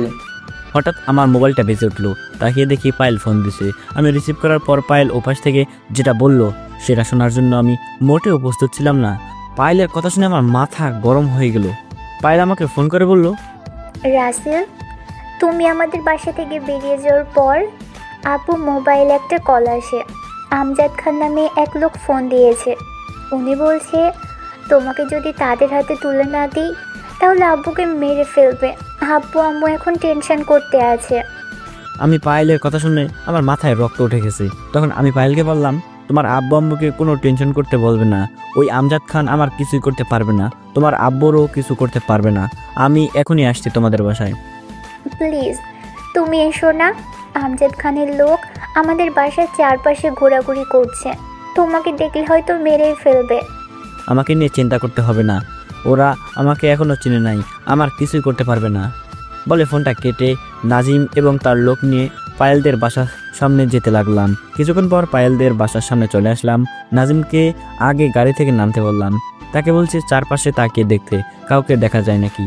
নাজিম এবং তার লোক গাড়ি থেকে নেমে বাসার চারপাশে তাকিয়ে দেখতে লাগলো, কিন্তু কাউকে দেখতে পাইনি। তারপর আমি গাড়ি থেকে নেমে বাসার ভিতরে ঢুকে দরজার সামনে দাঁড়িয়ে কলিং বেল চাপ দিলাম। কিছুক্ষণ পর পায়েল এসে দরজা খুলে দিল। আমি আর নাজিম ভিতরে ঢুকলাম, আর বাকিদের বাহিরে পাহারা দিতে বললাম। ভিতরে ঢোকার পর পায়েলের আব্বু আম্মু আমার সামনে আসলো। তখন আমি বললাম, পায়েল আমাকে ফোন করে সব বলেছে, এখন বলুন আমজাদ খান আপনাকে আর কি কি বলেছে? আমজাদ খান বলেছে তোমাকে তাদের হাতে তুলে দিতে, পায়েলকে তোমার সাথে বিয়ে দিতে মানা করেছে। আমি যদি এসব কথা তোমাকে বলি তাহলে আমার পরিবারের সবাইকে মেরে ফেলবে। এখন তো আপনি আমাকে সব বলে দিচ্ছেন, তাহলে যদি আমজাদ খান আপনাকে মেরে ফেলে? আমি ওই আমজাদ খানকে ভয় পাই না। তোমার সাথে কথা বলার পর আমার সাহস বেড়ে গেছে, তাই আমি কাউকে ভয় পাই না। এই সাহস সবসময় মনের ভিতরে রাখবেন, তাহলে কোনো সন্ত্রাসী আপনাকে কিছুই করতে পারবে না। হঠাৎ বাইরে গোলাগুলির শব্দ শুরু হলো। আমি পকেট থেকে গানটা বের করে নাজিমকে সাথে নিয়ে বাসা থেকে বের হলাম। বাইরে এসে দেখি 15-20 জনের মতো লোক আমার লোকদের গুলি করছে। তখন আমিও তাদের গুলি করতে লাগলাম, নাজিমও গুলি করতে লাগলো। গুলি করতে করতে প্রায় ওদের সবগুলো লোক মারা গেছে, কিন্তু হঠাৎ একটা গুলি এসে আমার হাতে লাগে। আমি নিচে বসে গেলাম। নাজিম আমাকে ধরে বাসার ভিতরে নিয়ে গেল। পায়েল আমাকে দেখে দৌড়ে এসে জড়িয়ে ধরে কান্না করে দিল। তখন আমি বললাম, এই পায়েল, তুমি কান্না করছো কেন? আমার কিছুই হয়নি, শুধু হাতে একটা গুলি লেগেছে, এমনি ঠিক হয়ে যাবে। তুমি বললে ঠিক হয়ে যাবে, তুমি তো ডক্টর। এখন তোমার হাত থেকে গুলি বের করতে হবে, তোমাকে এখনই হাসপাতালে নিয়ে যেতে হবে। না মা, রাসেলকে নিয়ে বাসা থেকে বের হওয়া যাবে না। আমজাদ খানের লোক আবার ওর উপর আক্রমণ করতে পারে। আপনি ঠিক বলেছেন, ভাইকে রুমে নিয়ে যান, আমি দেখি একজন ডাক্তার নিয়ে আসতে পারি নাকি। আপনাকে কোথাও যেতে হবে না, আমি ওর গুলি বের করব। আপনি শুধু ওকে ধরে আমার রুমে নিয়ে আসুন, আমি ওর গুলি বের করার ব্যবস্থা করছি। নাজিম আর পায়েলের আব্বু আমাকে ধরে পায়েলের রুমে নিয়ে এসে বিছানায় শুয়ে দিল। গুলিটা অনেকটা ভিতরে ঢুকে গেছে। কিছুক্ষণ পর পায়েল রুমে এসে আমার পাশে বসলো। আমি তাকিয়ে দেখি পায়েলের হাতে একটা ছুরি। তখন পায়েল বলল, প্লিজ রাসেল, তোমাকে একটু ব্যথা সহ্য করতে হবে, এছাড়া আমি আর কোনো উপায় দেখতে পাচ্ছিলাম না। আমি ব্যথার কারণে কথা বলতে পারছি না। মাথা নাড়িয়ে বললাম, গুলি বের করতে হবে। তখন পায়েল নাজিমকে বলল, আপনি একটু রাসেলকে শক্ত করে চেপে ধরুন, আমি জানিও অনেক ব্যথা পাবে। নাজিম আর কোনো কথা না বলে আমার এক হাত শক্ত করে চেপে ধরলো, আর এক হাত পায়েলের আব্বু চেপে ধরলো। পায়েলের ছুরিটা আগুন দিয়ে অনেক গরম করলো, তারপর ছুরিটার মাথা দিয়ে গুলি বের করতে লাগলো। পায়েল ছুরিটা হাতে লাগানোর সাথে সাথে আমি অনেক জোরে চিৎকার করতে লাগলাম। হঠাৎ আমি ব্যথায় জ্ঞান হারিয়ে ফেললাম। তারপর আর কি হলো আমি বলতে পারবো না। হঠাৎ কারো কান্নার আওয়াজে ঘুম ভেঙে গেল। আমি চোখ খুলে তাকিয়ে দেখি রাইসা আমার এক হাত জড়িয়ে ধরে কান্না করতে আসে। তখন আমি রাইসাকে বললাম, আমার মামুনি কান্না করছে কেন? আমার তো কিছুই হয়নি, আর তুমি এখানে কার সাথে এসেছো? আমাকে চাচ্চু নিয়ে এসেছে। চাচ্চু বাইরের সবার সাথে কথা বলতেছে। আজকে সকালে রাফি চাচ্চু নিয়ে এসেছে। হঠাৎ রাফি, নাজিম এবং পায়েল রুমে আসলো। এতক্ষণ তো হাতের দিকে লক্ষ্য করি নাই। পায়েল আমার গুলিটা বের করে হাতে মেডিসিন দিছে। তখন রাফি বলল, হাতে গুলি লেগেছে, তুই আমাকে 1 মিনিট ফোন করে বলবি না? রাত 3টার সময় নাদিম আমাকে ফোন দিয়ে বলে তোর হাতে আমজাদ খানের লোক গুলি করেছে। তারপর ভোর ভোরে রাইসাকে সাথে নিয়ে রওনা দিলাম, এখানে আসলাম। এখনো কাউকে খুঁজে পাইনি, তবে বেশি দিন লাগবে না ওদের খুঁজে বের করতে। আমার মনে হয় মন্ত্রীর বিপক্ষ প্রার্থীকে ধরতে পারলে আমজাদ খানের সংবাদ পাওয়া যাবে। তুই বলছিস না মন্ত্রীর বিপক্ষ প্রার্থী আমজাদ খানের সাথে হাত মিলিয়েছে আমাকে মারার জন্য? আসলে তোকে না জেনে আমি আমাদের এক লোককে, ওই জুনায়েদ সাহেব, মন্ত্রীর বিপক্ষ প্রার্থীর নাম, ওর এখানে পাঠিয়ে দিয়েছি একটা কাজের জন্য। তখন ওই লোকটা আমাকে ফোন দিয়ে এসব কথা বলেছে। তাহলে ঠিক আছে, আগে ওই জুনায়েদ সাহেবকে ধরতে হবে, তাহলে সব খবর পাওয়া যাবে। আমি যে দিনাজপুরে আসছি এটা হয়তো ওই জুনায়েদ সাহেব আমজাদ খানকে বলেছে, তা না হলে বাহিরের কেউ জানে না আমি কোথায় আছি। ওনাকে ধরতে হলে তো আমাদের আবার ঢাকায় ফিরতে হবে, কিন্তু তোকে এই অবস্থায় রেখে আমি কোথাও যাব না। আমজাদ খানের লোক আবার আক্রমণ করতে পারি। তোদের কোথাও যেতে হবে না, আমি মেহেদির সাথে কথা বলছি। মেহেদিকে এবার ওপরে নিয়ে আসতে হবে। এবার আমাদের খেলা শুরু হবে। ওই আমজাদ খান এবং তার লোক কাউকে বাঁচিয়ে রাখবো না। এবারে বাংলাদেশ থেকে সব অবৈধ ব্যবসায় আগুন লাগিয়ে দেব। তুই ঠিকই বলেছিস, এবার আমাদের দেশের জন্য কিছু করতে হবে। দেশটাকে সন্ত্রাসী, চাঁদাবাজি, টেন্ডারবাজি এদের হাত থেকে বাঁচাতে হবে। তারপর আমাদের কাজ ছেড়ে দেব। হঠাৎ পায়েল বলল, আপনাদের কথা শেষ হয়েছে? তাহলে এবার রাফি আর নাজিম তোমরা নিচে যাও, তোমাদের জন্য নাস্তা রেডি। আমি রাইসা এবং রাসেলকে রুমে খাইয়ে দিচ্ছি। নাজিম আর রাফি ঠিক আছে বলে রুম থেকে বেরিয়ে গেল। পায়েল আমাকে ধরে বসালো। তখন পায়েল বলল, তুমি বসো, আমি তোমার জন্য পানি নিয়ে আসছি।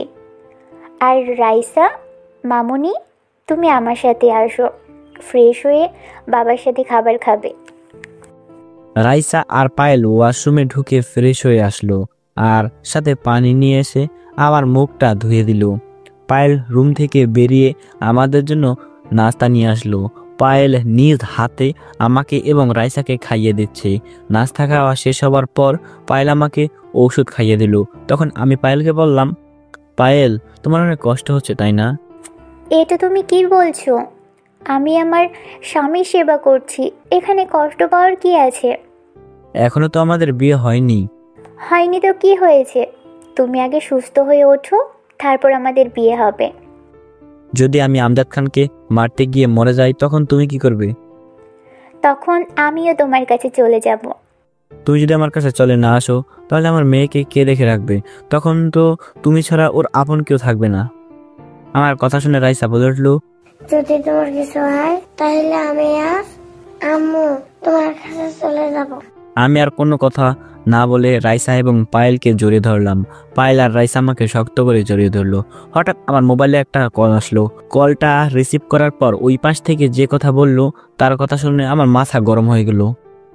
ও পাশ থেকে যে ফোন করেছে সে আর কেউ নয়, বর্তমান মন্ত্রী।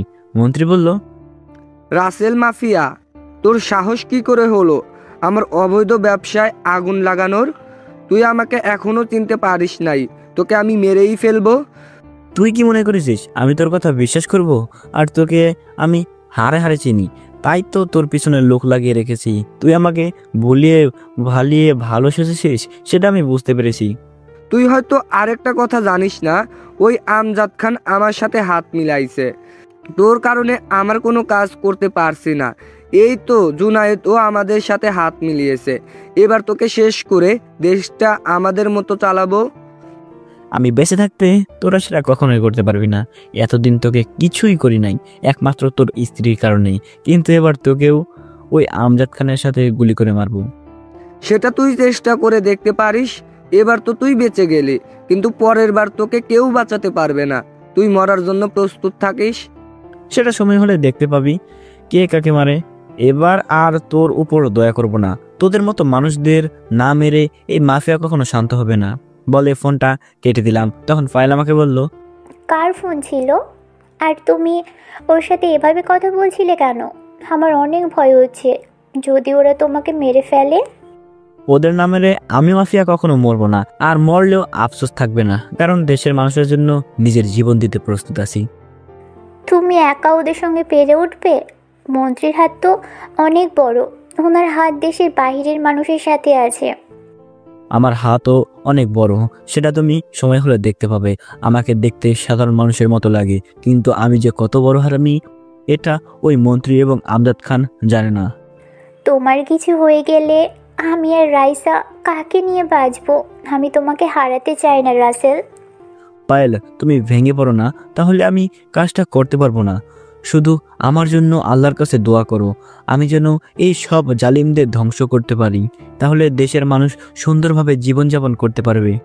আমি তোমার জন্য সব সময় দোয়া করি, তুমি যেন দেশের মানুষকে এই সব জালিমদের হাত থেকে রক্ষা করতে পারো।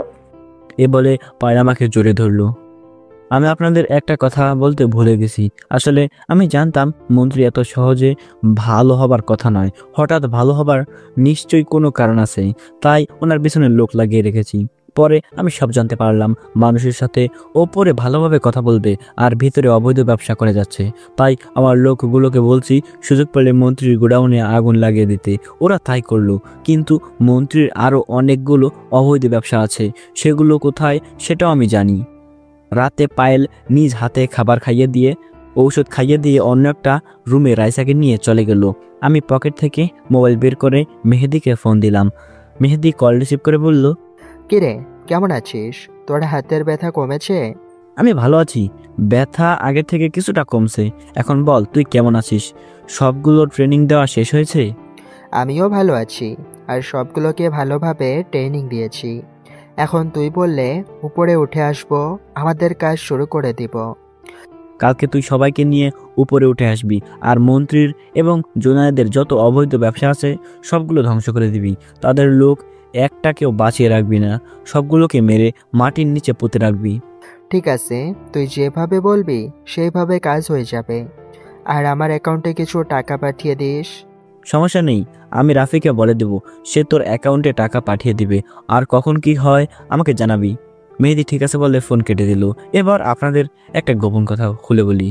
মন্ত্রীর স্ত্রী মানে আন্টি আমাকে একদিন তার রুমে নিয়ে দরজা বন্ধ করে বলল, রাসেল, আমার একটা কাজ করে দিতে পারবি? হয়তো যে কাজের কথা বলবো তুমি সেটা কল্পনাই করতে পারবে না, কিন্তু তুমি আমার কাজটা করে দিবে। আমি জানি তুমি এই কাজটা করতে পারবে। কি কাজ আন্টি? যদি সম্ভব হয় তাহলে আমি অবশ্যই তোমার কাজটা করে দিব, তবে এমন কোনো কাজের কথা বলবে না যেটা আমি করতে পারবো না।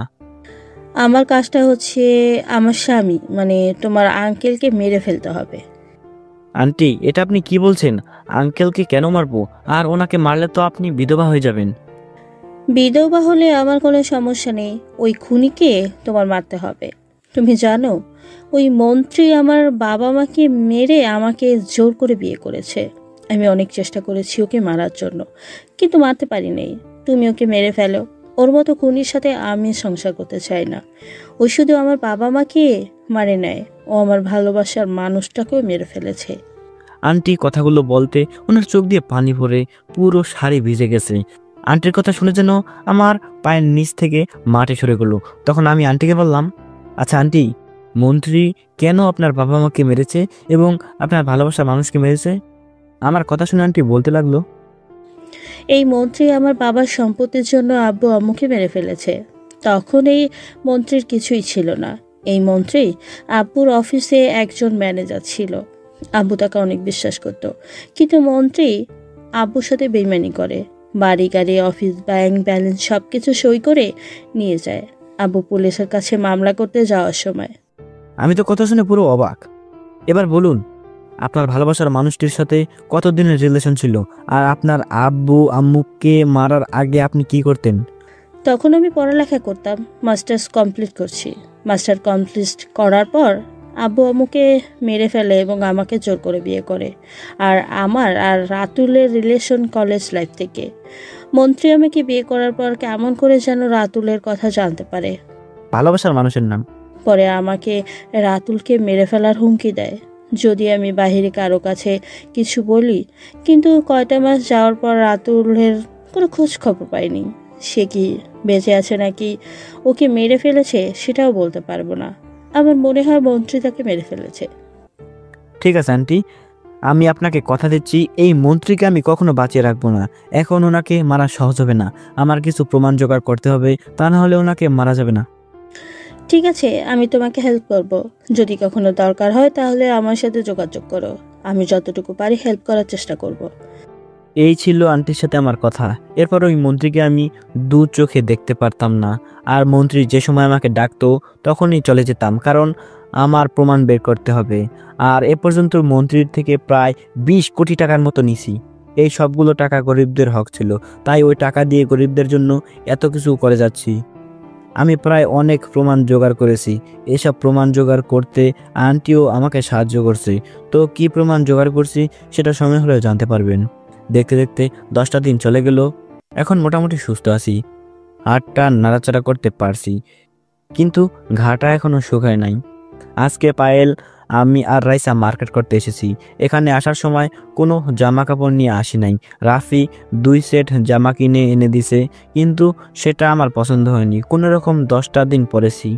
আমার সাথে প্রায় 10 গাড়ি লোক এসেছে।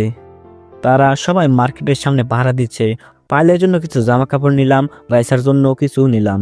হঠাৎ একটা নেকলেস এর উপর চোখ যায়।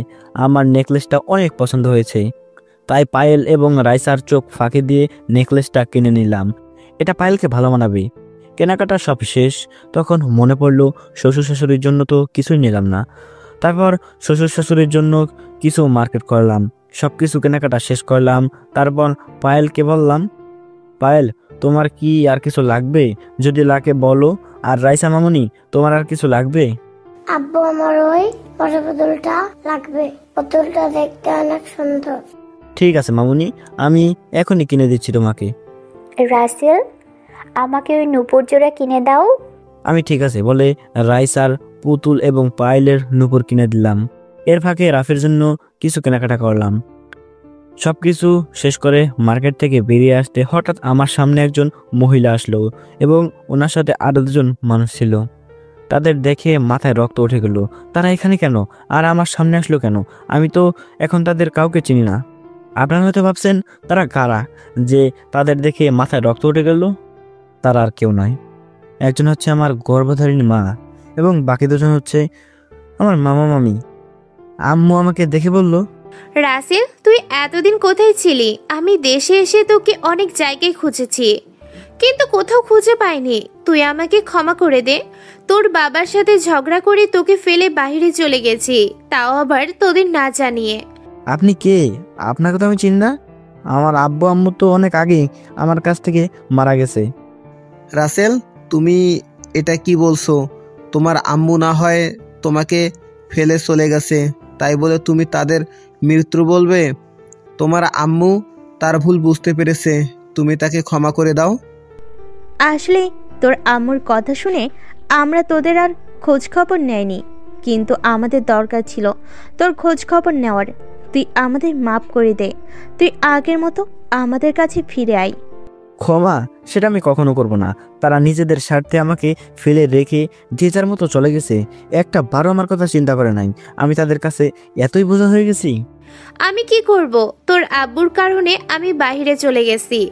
তোর আব্বু বাইরে মেয়েদের সাথে হোটেলে রাত কাটায়, সেটা নিয়ে তোর আব্বুর সাথে প্রতিদিন ঝগড়া করি, কিন্তু তোর আব্বু ভালো হয় না। তাই বাসা থেকে বেরিয়ে আসার আগের দিন তোর আব্বুর সাথে কথা কাটাকাটির মধ্য দিয়ে তোর আব্বু আমাকে অনেক মারধর করে। তাই কাউকে না বলে বাসা থেকে বেরিয়ে একটা বান্ধবীর বাসায় চলে যায়। তার কিছুদিন পর কানাডা চলে যায় আমার আরেক বান্ধবীর কাছে। তোর কথা অনেক মনে পড়েছে। প্রতিদিন রাতে কান্না করতাম।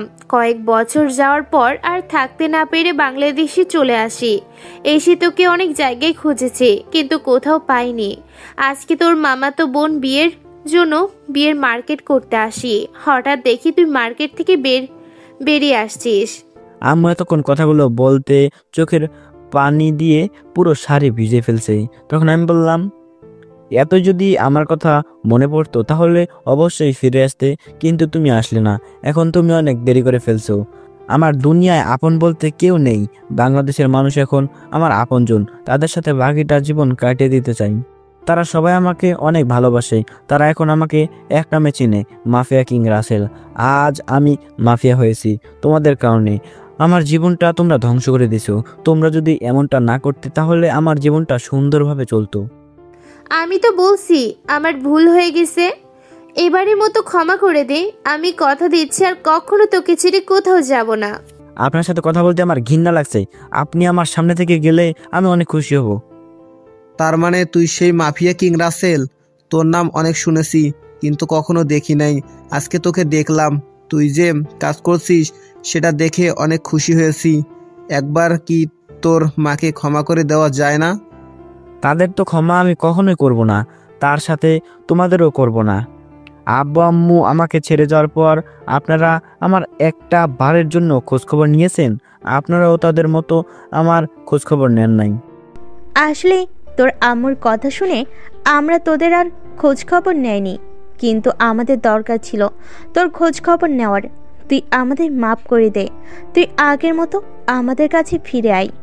দুঃখিত, আমি আপনাদের সাথে কোথাও যাব না। আপনারা এখান থেকে চলে যান। আপনারা না গেলে আমি চলে যাচ্ছি। পায়েল চলো। আমি আর কোনো কথা না বলে পায়েল আর রাইসাকে নিয়ে গাড়িতে গিয়ে বসলাম। আম্মু এবং মামি এখনো ওখানে দাঁড়িয়ে আছে। আম্মু দাঁড়িয়ে এখনো কান্না করে যাচ্ছে। এতক্ষণ চোখের পানি অনেক কষ্টে আটকে রেখেছি। আম্মুকে আজ প্রায় 5 বছর পর দেখছি। আগের থেকে কেমন যেন শুকিয়ে গেছে। মনে হয় খাওয়া দাওয়া ঠিক মতো করে নাই। নিজের চোখ দিয়ে জোরে জোরে পানি পড়তে লাগলো। আমার সাথে কেন এমন করছো? আমি তো কোনো অপরাধ করি নাই, তাহলে কেন আমাকে ছেড়ে চলে গেলে? তোমাদের জন্য আমার মনে এখন ভালোবাসা নেই, আছে শুধু বুক ভরা ঘৃণা। গাড়ি নিয়ে বাসা যেতে লাগলাম। তখন পায়েল বলল, তুমি তোমার আম্মুকে ক্ষমা করে দিতে, উনি তো ওনার ভুল বুঝতে পেরেছে। কি করে ক্ষমা করি বলো? তাদের জন্য আজ আমি এই পথে এসেছি। তারা যদি সুন্দরভাবে চলতো তাহলে আমাকে এই দিন কখনো দেখতে হতো না। এখানে তো তোমার আব্বুর কারণেই তোমার আম্মু চলে গেছে। দোষ তো তোমার আব্বুর, তোমার আম্মুর তো কোনো দোষ নেই। ওনাকে তো আমি সামনে পেলে নিজ হাতে গুলি করে মারবো। ওনার জন্য আজ এত কিছু হয়েছে। আমি বলি কি, তোমার আম্মুকে ক্ষমা করে দাও। উনি তো তোমার আব্বুর জন্য বাসা থেকে বেরিয়ে গেছে। শাস্তি দিলে তোমার আব্বুকে দাও। ওনাকে তো দিবই, কিন্তু আম্মুর উপর রাগ উঠেছে, কারণ আমার কথা যখন মনে পড়ে। তাহলে ফিরে আসে নাই কেন? এত বছর পর কেন আসলো? পায়েল আর কোনো কথা বলল না। কিছুক্ষণ পর বাসায় ভিতরে চলে আসলাম। পায়েল রাইসাকে কোলে নিয়ে ভিতরে চলে গেল। আমি গাড়ি পার্কিং করে বাসার ভিতরে চলে আসলাম। আমার লোক সবগুলো জিনিসপত্র নিয়ে ভিতরে আসলো। রাতে খাওয়া দাওয়ার পর পায়েলকে বললাম তাদের ছাদে একটু আসতে। আমি ছাদে গিয়ে এক কোনায় দাঁড়িয়ে আকাশের দিকে তাকিয়ে আছি। কিছুক্ষণ পর পায়েল ছাদে এসে আমাকে পেছন দিক থেকে জড়িয়ে ধরলো। আমিও পায়েলকে জড়িয়ে ধরলাম। তখন পায়েল বলল, তা এবার বলো, হঠাৎ ছাদে আসতে বললে কেন? তোমার জন্য একটা জিনিস কিনেছি, সেটা দেওয়ার জন্য আসতে বললাম। জিনিসটা কি, যদি আমাকে দেখাতে? আগে তুমি চোখটা বন্ধ করো, তারপর তোমার জিনিসটা দিব। পায়েল ঠিক আছে বলে চোখ বন্ধ করলো। তখন আমি পকেট থেকে নেকলেসটা বের করে পায়েলের গলায় পরিয়ে দিলাম। তারপর বললাম চোখ খুলতে। আমি মোবাইল বের করে ক্যামেরা চালু করে পায়েলের সামনে ধরলাম। পায়েলের চোখ খুলে তার গলার নেকলেসটা দেখে বলল, নেকলেসটা অনেক সুন্দর। তুমি কখন কিনলে নেকলেসটা? এটা আমি লুকিয়ে কিনেছি তোমাকে দেওয়ার জন্য। তোমাকে কিন্তু নেকলেসটায় অনেক সুন্দর লাগছে। দেখতে হবে না কে কিনেছে আমার জন্য? তোমার পছন্দ আছে বলতে হবে। পায়েল, আমাকে একটু জোরে ধরে থাকবে? আজ এত বছর পর আম্মুকে দেখে কেমন জানি খারাপ লাগছে। ঠিক আছে, ধরছি। এতই যদি খারাপ লাগে তাহলে ওই সময় ফিরিয়ে দিলে কেন? অভিমান আর ঘৃণায় তাই আম্মুকে ফিরে দিছি। আমি কখনো এমনটা করতে চাই নাই। তুমি জানো, তারা আমাকে ছেড়ে যাওয়ার পর অনেক কষ্ট পেয়েছি। এমন কোনো রাত নাই তাদের জন্য কান্না করি নাই। চিন্তা করো না, দেখবে আস্তে আস্তে সব ঠিক হয়ে যাবে। পায়েল আর আমি কিছুক্ষণ ছাদে থেকে নিচে এসে যে যার রুমে চলে গেলাম। রুমে এসে ওয়াশরুমে ঢুকে ফ্রেশ হয়ে বিছানায় শুতেই মোবাইলটা বেজে উঠলো। মোবাইল হাতে নিয়ে দেখি মেহেদি ফোন দিছে। আমি ফোন রিসিভ করার পর মেহেদি বলল, কিরে কেমন আছিস? ওই মন্ত্রী এবং আমজাদ খানের সব খবর পেয়ে গেছি, কিছু প্রমাণ জোগাড় করে ফেলেছি। তাহলে তো ভালোই। এখন আমাদের মিশনে যেতে হবে। তুই সব কিছু রেডি করে রাখ। আমি সব কিছু রেডি করে রাখছি, তুই কালকে ঢাকায় ফিরে আয়। আমজাদ খান এখন ঢাকায় আছে। ঠিক আছে, তাহলে আমি কালকে সবাইকে নিয়ে ঢাকায় ফিরে আসছি বলে ফোনটা কেটে দিয়ে ঘুমিয়ে পড়লাম। পরের দিন সকালে হঠাৎ বুকটা ভারী ভারী লাগছে। চোখ খুলে দেখি পায়েল আমাকে জড়িয়ে ধরে শুয়ে আছে। পায়েলের চেহারাটার দিকে তাকিয়ে দেখি কেমন যেন মায়া আছে। আমি পায়েলের কপালে একটা চুমু দিলাম। সাথে সাথে পায়েলের ঘুম ভেঙে গেল। তখন পায়েল বলল, আমাকে চুমু দিলে হবে না, আমাকে এখন একটা কিস করতে হবে। আমি আজকে তোমার কোনো কথা শুনবো না। তার মানে তুমি ঘুমিয়ে নেই, এতক্ষণ সজাগ ছিলে? ঠিকই ধরেছ, আমি এতক্ষণ সজাগ ছিলাম। আমি দেখতে চেয়েছি তুমি আমাকে দেখে কি করো। এখন কোনো কথা না বলে আমাকে কিস করো। কি আর করার, এমনিও পায়েলের ঠোঁটের দিকে তাকিয়ে নিজেকে ধরে রাখতে পারলাম না, তাই পায়েলের ঠোঁটের সাথে ঠোঁট লাগিয়ে দিলাম। দুজনে দুজনকে জোরে ধরে পাগলের মতো কিস করলাম। কিছুক্ষণ পর ছেড়ে দিলাম। আমি বললাম, পায়েল, আমি আজকে ঢাকায় ফিরে যাব। আমাদের মিশন ঢাকায় হবে, কারণ আমজাদ খান এখন ঢাকায় আছে। তোমাকে ছাড়া আমি থাকতে পারবো না। যদি তোমার কিছু হয়ে যায়? আমার কিছু হয়ে গেলে আরেকটা ভালো ছেলে দেখে বিয়ে করে ফেলো। তোমার কিছু হয়ে গেলে আমিও তোমার কাছে ফিরে যাব। আমি তোমাকে ছাড়া অন্য কাউকে বিয়ে করব না। এত ভালোবাসো আমাকে, সারা জীবন এইভাবে ভালোবেসে যাবে তো? মরার আগ পর্যন্ত আমি তোমাকে এইভাবেই ভালোবেসে যাব। ঠিক আছে, যদি আল্লাহ আমাকে বাঁচিয়ে রাখে তাহলে তোমার কাছে ফিরে আসবো। তুমি শুধু আমার জন্য দোয়া করো। আমি তোমার জন্য সব সময় দোয়া করি, আল্লাহ যেন তোমাকে হেফাজতে রাখে। ঠিক আছে, এখন তোমার রুমে যাও। আমি ফ্রেশ হয়ে নাস্তা করে বেরিয়ে পড়বো। তুমি রাইসার খেয়াল রেখো। পায়েল আমার কপালে একটা চুমু দিয়ে রুম থেকে বেরিয়ে গেল। আমি বিছানা থেকে উঠে ওয়াশরুমে ঢুকে ফ্রেশ হয়ে সবার সাথে নাস্তা করে বেরিয়ে পড়লাম। আসার সময় শ্বশুর শাশুড়িকে বলে আসলাম। পায়েল আর রাইসা আমাকে জোরে ধরে কান্নাকাটি করছে। প্রায় 5 ঘন্টা পর ঢাকায় ফিরে আসলাম, নিজের বাসায় চলে আসলাম। আসার সময় মেহেদিকে বলেছি আমার বাসায় থাকতে। নাজিম তার লোক নিয়ে আমার সাথে এসেছে। বাসার ভেতরে এসে ভেতরে ঢুকে দেখি মেহেদি সোফায় বসে আছে। খালা আমাকে দেখে বলল, কেমন আছো রাসেল? তোমার হাতের এখন কি অবস্থা? আলহামদুলিল্লাহ খালা, ভালো আছি। তুমি কেমন আছো? হাতের অবস্থা আগের থেকে মোটামুটি ভালো, তবে এখনো ঘা শুকায় নাই। আমি তো ভালো আছি। তোমার গুলি লাগার কথা শুনে অনেক চিন্তায় পড়ে গেলাম। যাক, আল্লাহ তোমাকে হেফাজত করেছে। তোমরা রুমে গিয়ে ফ্রেশ হয়ে আসো, আমি তোমাদের খাবার দিচ্ছি। এ বলে খালা চলে গেল। ফ্রেশ হয়ে সবার সাথে খাবার খেয়ে রুমে চলে আসলাম। আসার সময় রাফি আর মেহেদিকে বললাম আমার রুমে আসতে। হঠাৎ মোবাইল ফোনটা বেজে উঠলো। হাতে নিয়ে দেখি মন্ত্রী ফোন দিয়েছে। ফোন রিসিভ করার পর মন্ত্রী যে কথা বলল সেটা শোনার জন্য মোটেও প্রস্তুত ছিলাম না। মন্ত্রী বলল, মাফিয়া রাসেল, তুমি এখন কোথায়? তোমার মেয়ে রাইসা এবং তোমার ভালোবাসার মানুষ এখন আমাদের কাছে। যদি তাদের বাঁচাতে চাস তাহলে তুই একা আমার সাথে আসবি। যদি কোনো চালাকি করিস তাহলে ওদের মারা মুখ দেখবি। তোর বাসার সামনে একটা গাড়ি আসবে, সোজা উঠাতে উঠে যা। তুই ওদের কিছু করবি না, আমি তোর কথা মতো এখনই আসছি। ঠিক আছে, তাহলে আমি ওদের কিছুই করব না। তুই এক্ষুনি বাসা থেকে বেরিয়ে পড়, দেরি করলে ওদের হারাতে হবে। এ বলে মন্ত্রী ফোন কেটে দিল। তখন মেহেদি আর রাফি আমার সামনে আসলো। আমাকে চিন্তিত দেখে মেহেদি বলল, কিরে, কার সাথে কথা বলছিস? আর তোকে কেমন চিন্তিত লাগছে? কি হয়েছে আমাদের খুলে বল। মন্ত্রী আমার মেয়ে এবং পায়েলকে তুলে নিয়ে গেছে। মন্ত্রী বলছে তাদের বাঁচাতে চাইলে আমাকে একা ওদের ওখানে যেতে হবে। দেরি হলে রাইসা এবং পায়েলকে মেরে ফেলবে। মন্ত্রীর এত বড় সাহস! ও জানে না কার সাথে পাঙ্গা নিতে আসছে। আজকে ওই মন্ত্রীকে মেরেই ফেলবো। শোন আমি কি বলি, আমি এখন বাসা থেকে বেরিয়ে পড়বো আর আমার মোবাইলের লোকেশন চালু করে রাখবো। তোরা আমি বাসা থেকে বেরিয়ে যাওয়ার 30 মিনিট পর বেরিয়ে পড়বি। তুই কোনো চিন্তা করিস না, আমরা সবকিছু রেডি করে বেরিয়ে পড়বো। কিন্তু এখন সমস্যা হচ্ছে ওরা যদি তোর কোনো ক্ষতি করে। তারা আমাকে মেরে ফেলবে সেটা আমি জানি, কিন্তু মরার আগ পর্যন্ত ওদের সাথে লড়াই করে মরতে চাই। হঠাৎ ফোনটা বেজে উঠলো। রিসিভ করার পর ওই পাশ থেকে পায়েলের আব্বু বলল, রাসেল তুমি কোথায়? তোমার বাসা থেকে বেরিয়ে যাওয়ার সাথে সাথে কিছু লোক আমার বাসায় ঢুকে পায়েল আর রাইসাকে তুলে নিয়ে গেছে। ওরা আমার আর পায়েলের আম্মুর মাথায় বাড়ি দিচ্ছে। তারপর আমরা জ্ঞান হারিয়ে ফেলি। কিছুক্ষণ আগে জ্ঞান ফিরেছে, তারপর তোমাকেই ফোন দিলাম। আপনি কোনো চিন্তা করবেন না, যারা ওদের তুলে নিয়ে গেছে তারা আমাকে ফোন দিয়েছে। আমি এখনই বেরিয়ে পড়ছি, ওদের কিচ্ছু হবে না। এ বলে ফোন কেটে দিয়ে বাসা থেকে বেরিয়ে আসলাম। আমাকে দেখে একটা গাড়ি সামনে আসলো। তারপর আমি গাড়িতে উঠে পড়লাম। আমি বাসা থেকে বেরিয়ে আসতে আসতে আরেকজনকে ফোন দিয়েছি। কাকে দিয়েছি সেটা সময় হলে জানতে পারবেন। কিছুক্ষণ পর গাড়ি একটা গোডাউনের ভিতরে ঢুকে গেল। আমি গাড়ি থেকে নামার আগে মোবাইল বন্ধ করে রেখেছি। আমি জানি মেহেদি জায়গায় চিনে ফেলেছে। গাড়ি থেকে নামার সাথে সাথে 2টা লোক এসে আমাকে চেক করলো। আমার কাছে শুধু মোবাইল পেয়েছে, তারা মোবাইল নিয়ে নিল। এটা আমি আগেই আন্দাজ করতে পারছি। তারপর ওই লোক 2টা আমাকে ভিতরে নিয়ে গেল। ভিতরে গিয়ে দেখি পায়েল আর রাইসাকে 2 জন লোক ধরে রেখেছে। তাদের চেহারা দেখে বুঝতে পারলাম ওদের গায়ে হাত তুলেছে। রাইসা আমাকে দেখে কান্না করে বলল, আব্বু তুমি এসেছো? এই লোকগুলো আমাকে আর আম্মুকে অনেক মেরেছে। দেখো আমার আর আম্মুর শরীর থেকে রক্ত বেরোচ্ছে। তুমি আমাদের ওদের হাত থেকে বাঁচাও।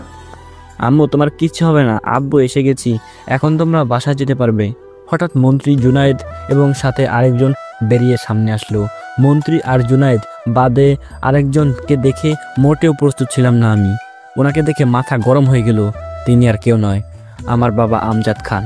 এই কারণে বলি ওনার নাম শোনার পর আমার কাছে কেমন জানি লাগছে। তখন আব্বু বলল, কি মিস্টার মাফিয়া কিং রাসেল, আমাকে চিনতে পারছো? আমি সেই আমজাদ খান, তুমি যাকে খুঁজে বেড়াচ্ছ, মানে তোমার জন্মদাতা পিতা। তোর মতো পিতাকে ঘৃণা করি, তোকে আমি কখনো বাবা মানি না। তুই একটা ধোঁকাবাজ, তুই একটা খুনি, তুই নিষ্পাপ একটা মেয়ের মা বাবাকে খুন করেছিস। তোকে আমি আজ নিজ হাতে মারবো। সেটা তুমি কখনো পারবে না। ওরা আমাদের অবৈধ ব্যবসার কথা পুলিশের কাছে বলে দিছে, তাই ওদের মেরে ফেলেছি। আজকে তোমার জীবনেও শেষ দিন। তোমাকে মারার জন্য আজকেও ওদের তুলে নিয়ে এসেছি। তুমি কি মনে করছো আমরা তোমাকে মারতে পারবো না? তোমার হাতের গুলি লাগার পর থেকে তোমার ওখানে চারপাশে লোক লাগিয়ে রেখেছি।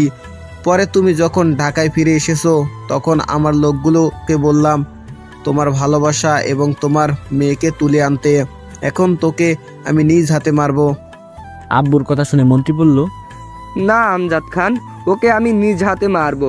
ও আমার অবৈধ সব ব্যবসায় আগুন লাগিয়ে দিছে, আমার কোটি কোটি টাকা ক্ষতি করেছে। মন্ত্রী কথা শুনে জুনায়েদ বলল, ও তোমার এত ক্ষতি করে নেই, আমারও অনেক টাকার অবৈধ সম্পদ নষ্ট করেছে, আমি তাকে নিজ হাতে মারবো। তখন আমি ওদের সবাইকে বললাম, আমাকে মারবি ভালো কথা, তাহলে ওদের আটকে রেখেছিস কেন? ওদের ছেড়ে দে, আমি তো কোথাও যাচ্ছি না। তুই যেতে চাইলেও পারবি না, ওদের ছেড়ে দে, আর মাফিয়া রাসেলকে দড়ি দিয়ে বেঁধে ফেল। পায়েল আর রাইসা মামুনি, তোমরা বাসায় চলে যাও, আব্বু ওদের সাথে কিছু হিসাব মিলিয়ে আসছি। না, আমি তোমাকে ছেড়ে যাব না, ওরা তোমাকে মেরে ফেলবে। পাইলে তুমি আমাকে নিয়ে চিন্তা করো না, ওরা আমাকে কিছুই করতে পারবে না, তুমি রাইসাকে নিয়ে বাসায় চলে যাও। পায়েল আর কোনো কথা না বলে রাইসাকে নিয়ে গোডাউন থেকে বেরিয়ে গেল। তারপর আমজাদ খানের লোক এসে আমাকে একটা চেয়ারে বেঁধে ফেললো। তখন আমজাদ খান বলল, এই মাফিয়া তোমাদের যেমন ক্ষতি করেছে তেমন আমার অনেক লোকও মেরে ফেলেছে। মনে করছি আমার দ্বিতীয় স্ত্রীকেও মেরে বাংলাদেশে অবৈধ ব্যবসা করব, কিন্তু ওর জন্য পারছি না। আজকে আমরা তিনজনে ওকে গুলি করে মারবো। ঠিক বলেছিস, ওর জন্য ঠিকভাবে ব্যবসাও করতে পারছি না। যে কাজ করতেই যাই সবগুলোতেই বাধা দেয়। ওকে মেরে আবার নতুন করে অবৈধ ব্যবসা শুরু করব, আমার নিজের মতো দেশটা চালাবো। আমার কথায় দেশের মানুষ উঠবে আর বসবে। তাহলে দাঁড়িয়ে আছিস কেন? ওকে মেরে ফেল, আমাদের অনেক জ্বালিয়েছে। আজকে ওকে মেরে আমরা বাংলাদেশে রাজত্ব কায়েম করব। এ বলে ওরা তিনজনই যে আমাকে গুলি করতে যাবে, ঠিক তখনই বাইরে গোলাগুলির শব্দ শুরু হলো। তাদের একটা লোক এসে বলল, ভাই ভাই, বাইরে 4টা হেলিকপ্টার দিয়ে আমাদের আক্রমণ করছে। হেলিকপ্টার দিয়ে যারা আক্রমণ করছে তারা সবাই সেনাবাহিনীর লোক এবং মাফিয়া রাসেলের লোকও সাথে আছে। ওই লোকটার কথা শুনে আমজাদ খান বলল, তুই আমাদের সাথে সিটিং করেছিস, কিন্তু তোর লোক আক্রমণ করছে সেটা মানলাম, কিন্তু সেনাবাহিনী আমাদের আক্রমণ করছে কেন? আমজাদ খানের কথা শুনে আমি হাসতে হাসতে বললাম, তোরা কি আমাকে এতই বোকা মনে করছিস যে তোদের কথা মতো আমি এমনি এমনি চলে আসবো? আমি আসার সময় সব প্ল্যান করে আসছি। আগে আমজাদ খান, আপনি সালাউদ্দিন মেজরকে চিনেন? মেজর সালাউদ্দিন তো আমার এক সময় বন্ধু ছিল, কিন্তু তার সাথে কিছু কথা কাটাকাটি হয়, তারপর থেকে ওর সাথে যোগাযোগ করি না। তাহলে ঠিকই ধরেছেন, ওই আপনার বন্ধু সালাউদ্দিন আঙ্কেলের সাথে আমার ভালো পরিচয়। উনি আমার কাজ সম্বন্ধে সব কিছু জানে। উনি বলছে কখনো তাকে দরকার হলে ফোন দিতে, তাই আসার সময় ওনাকে ফোন দিয়ে আসছি। আর আমার আরেকটা কাজ হয়ে গেছে, যেটা তোদের ফাঁসির দড়িতে ঝুলবে, কিন্তু আমি তোদের আইনের আওতায় তুলে দেব না, আমি নিজ হাতে তোদের মারবো। তোরা আমার সাথে এতক্ষণ কি কি বলেছিস সবকিছু এতক্ষণ ভিডিও হয়েছে, এই দেখ। আমার কথা শুনে মন্ত্রী জুনায়েদ এবং আমজাদ খান ভয় পেয়ে গেছে। আমি এসব বাসা থেকে বেরিয়ে আসার আগে করে এসেছি। আমাকে গুলি করতে গেলে রাফি আর মেহেদি গোডাউনের ভিতরে ঢুকে ওদের গুলি করা শুরু করলো। তারা সবাই আড়ালে চলে গেল। রাফি আর মেহেদি আমার বাঁধন খুলে দিল আর আমার কোটটা গায়ে দিল, যেটা আমাকে গুলি করলে কিছুই হবে না। আমি ওদের গুলি করা শুরু করলাম। এক পর্যায়ে ওদের লোক সবগুলো মাটিতে গড়াগড়ি করতে করতে মারা যায়। তারপর আমি মন্ত্রী আর জুনায়েদের সামনে গিয়ে তাদের শুট করা শুরু করি। মন্ত্রী আর জুনায়েদ গুলিকে মাটিতে গড়াগড়ি করতে করতে মারা যায়। আমজাদ খান ভয়ে এক কোনায় লুকিয়ে পড়ে। আমি আমজাদ খানের সামনে গিয়ে দাঁড়ালাম। তখন আমজাদ খান বলল, তোর বাবা, আমি কথা দিচ্ছি আমি এরকম কাজ আর কখনোই করব না। তুই এবারের মতো আমাকে ছেড়ে দে। তোকে আমি কখনো মারতাম না। তুই যদি নিষ্পাপ ওই মেয়ের আব্বা আম্মুকে না মারতি, তোকে আমি বাঁচিয়ে রাখবো না। তোকে বাঁচিয়ে রাখলে আবার অবৈধ ব্যবসা করবি। না রাসেল, আমি আর এখন কাজ করব না, দূরে কোথাও চলে যাব। সেটা তো আমি কখনো করব না। আইনের আওতায় তুলে দিলে তোকে ফাঁসির রায় কার্যকর করবে, কিন্তু আমি তোকে আইনের আওতায় তুলে দিব না। তোকে আমি নিজ হাতে মারবো। এই যেই না গুলি করতে যাব, ঠিক তখনই সালাউদ্দিন আঙ্কেল এসে আমার হাত থেকে গুলি ফেলে দিল। তখন তিনি বললেন, রাসেল, তুমি আইন নিজের হাতে তুলে নিও না, আদালত ওকে ফাঁসির রায় দেবে। না আঙ্কেল, ওকে আমি নিজ হাতে গুলি করে মারবো। আমি বলছি তুমি এমন কাজ করো না, তুমি ওকে আমার হাতে তুলে দাও। আমি কথা দিচ্ছি ওকে ফাঁসের দড়িতে ঝোলাবো। যা যা দরকার আমি তাই করব। আঙ্কেলের কথা শুনে আর কিছুই করলাম না। আঙ্কেল আমজাদকে নিয়ে চলে গেল। তারপর আমরা সবাই বাসায় চলে আসলাম। আজ 1 মাস পর এখন আমি বর্তমান মন্ত্রী। আমার কাজ এবং দেশের মানুষের ভালোবাসা দেখে সরকার আমাকে মন্ত্রী বানিয়ে দিল, আর আমজাদ খানের ফাঁসি কার্যকর করা হয়েছে। আমি এখন একটা স্টেজে দাঁড়িয়ে বলতে লাগলাম, আমি কখনো ভাবিনি আপনাদের এত ভালোবাসা পাবো। আপনারা আমার জন্য দোয়া করবেন, আমি যেন বাংলাদেশকে একটা সুন্দর দেশ হিসেবে গড়ে তুলতে পারি। আপনারা সবসময় আমার পাশে থাকবেন, বিপদে আপদে আমি সবসময় আপনাদের পাশে আছি। আরও কিছুক্ষণ কথা বলে সবার কাছ থেকে বিদায় নিয়ে বাসায় চলে আসলাম। বাসায় আসার পর সবার সাথে কফি খাচ্ছি। তখন পায়েলের আব্বু, দূর এখন শ্বশুর বলবো, তখন তিনি বললেন, রাসেল, আমরা আর দেরি করতে চাই না, যত তাড়াতাড়ি সম্ভব তোমাদের বিয়েটা দেওয়া দরকার। আব্বু আপনারা যেটা ভালো বোঝেন সেটাই করেন, আমার কোনো আপত্তি নেই। আমার কথা শুনে পায়েল বলল, আমি রাসেলকে বিয়ে করব না। ও যদি ওর আম্মুকে ফিরিয়ে আনে তাহলে আমি এই বিয়ে করব। ঠিক আছে, আমি তোমার কথায় রাজি। কালকে সকালে দিনাজপুরে গিয়ে আম্মুকে নিয়ে আসবো। আমার কথা শুনে পায়েল সবার সামনে আমাকে জড়িয়ে ধরলো। শ্বশুর শাশুড়ি বসে না থেকে রুমে চলে গেল। তখন আমি পায়েলকে বললাম, এটা তুমি কি করলে? তোমার কি একটু লজ্জা শরম নাই? তোমার আব্বু আম্মু লজ্জায় রুমে চলে গেল। তোমাকে জড়িয়ে ধরতে লজ্জা কিসের? কিছুদিন পরে তো তুমি আমার স্বামীই হয়ে যাবে।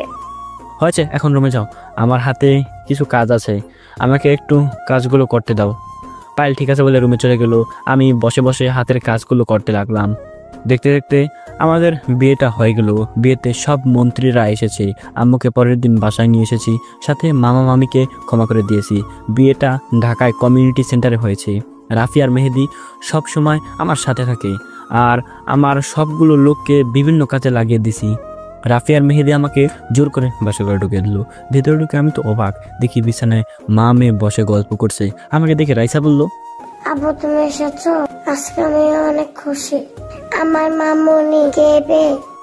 ঠিক আছে মামুনি, এখন তুমি তোমার দাদির কাছে যাও। ও থাকলে সমস্যা কোথায়?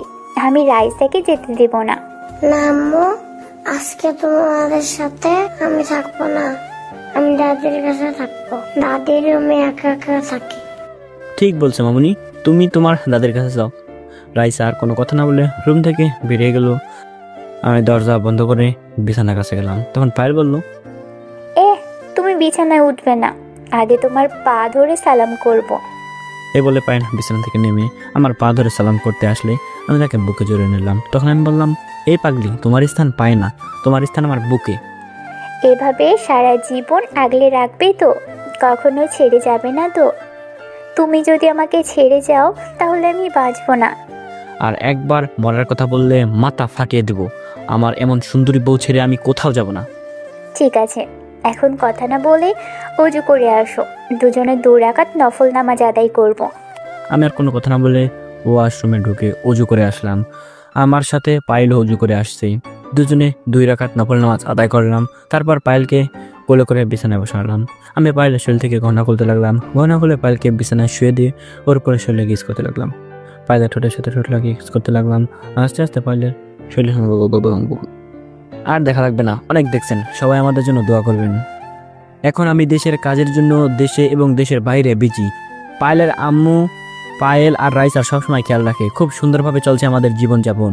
কিন্ডার গার্ডেনে নিয়ে যায়। আর আমজাদ খানের ফাঁসি হয়ে গেছে, ওনাকে ঢাকার একটা কবরস্থানে দাফন করা হয়েছে। আম্মু প্রথমে ফাঁসির কথা শুনে মন খারাপ করে ফেলেছে, পরে তার কার্যকলাপের কথা শুনে খুশি হয়। তারপরও আম্মুর একটু মন খারাপ ছিল, আস্তে আস্তে এখন ঠিক হয়ে গেছে। আমার মন খারাপ হয়নি সেটা কিন্তু না, আমারও মন খারাপ হয়েছে, কিন্তু ওনাকে ওনার পাপের শাস্তি দিয়েছে। রাফি আর মেহেদির বিয়ে ঠিক হয়েছে। আগামী মাসের 10 তারিখে তাদের বিয়ে। আপনাদের সবার দাওয়াত থাকলো, সবাই কিন্তু অবশ্যই আসবেন। ঠিকানা দিব না, তাহলে আপনারা সত্যি সত্যি চলে আসবেন। ধন্যবাদ সবাইকে। তো পুরো গল্পের পাশে থাকার জন্য ধন্যবাদ। ভুল হলে ক্ষমার দৃষ্টিতে দেখবেন। আমি গল্প আপলোড করি আমার চ্যানেলে। বাস্তবের সাথে কোনো মিল নেই গল্পটির। ভালো লাগলে লাইক এবং কমেন্ট করে জানাবেন কেমন হয়েছে, আর ভালো না লাগলে ইগনোর করবেন। তো ধন্যবাদ সবাইকে পুরো গল্পটি এত মনোযোগ সহকারে শোনার জন্য। তো ভিডিওতে একটু লাইক দিয়ে দিন অবশ্যই, এবং চ্যানেলটিকে সাবস্ক্রাইব করে পাশে থাকবেন। তো দেখা হচ্ছে পরবর্তী ভিডিওতে, ততক্ষণ সবাই ভালো থাকবেন, সুস্থ থাকবেন, আল্লাহ হাফেজ।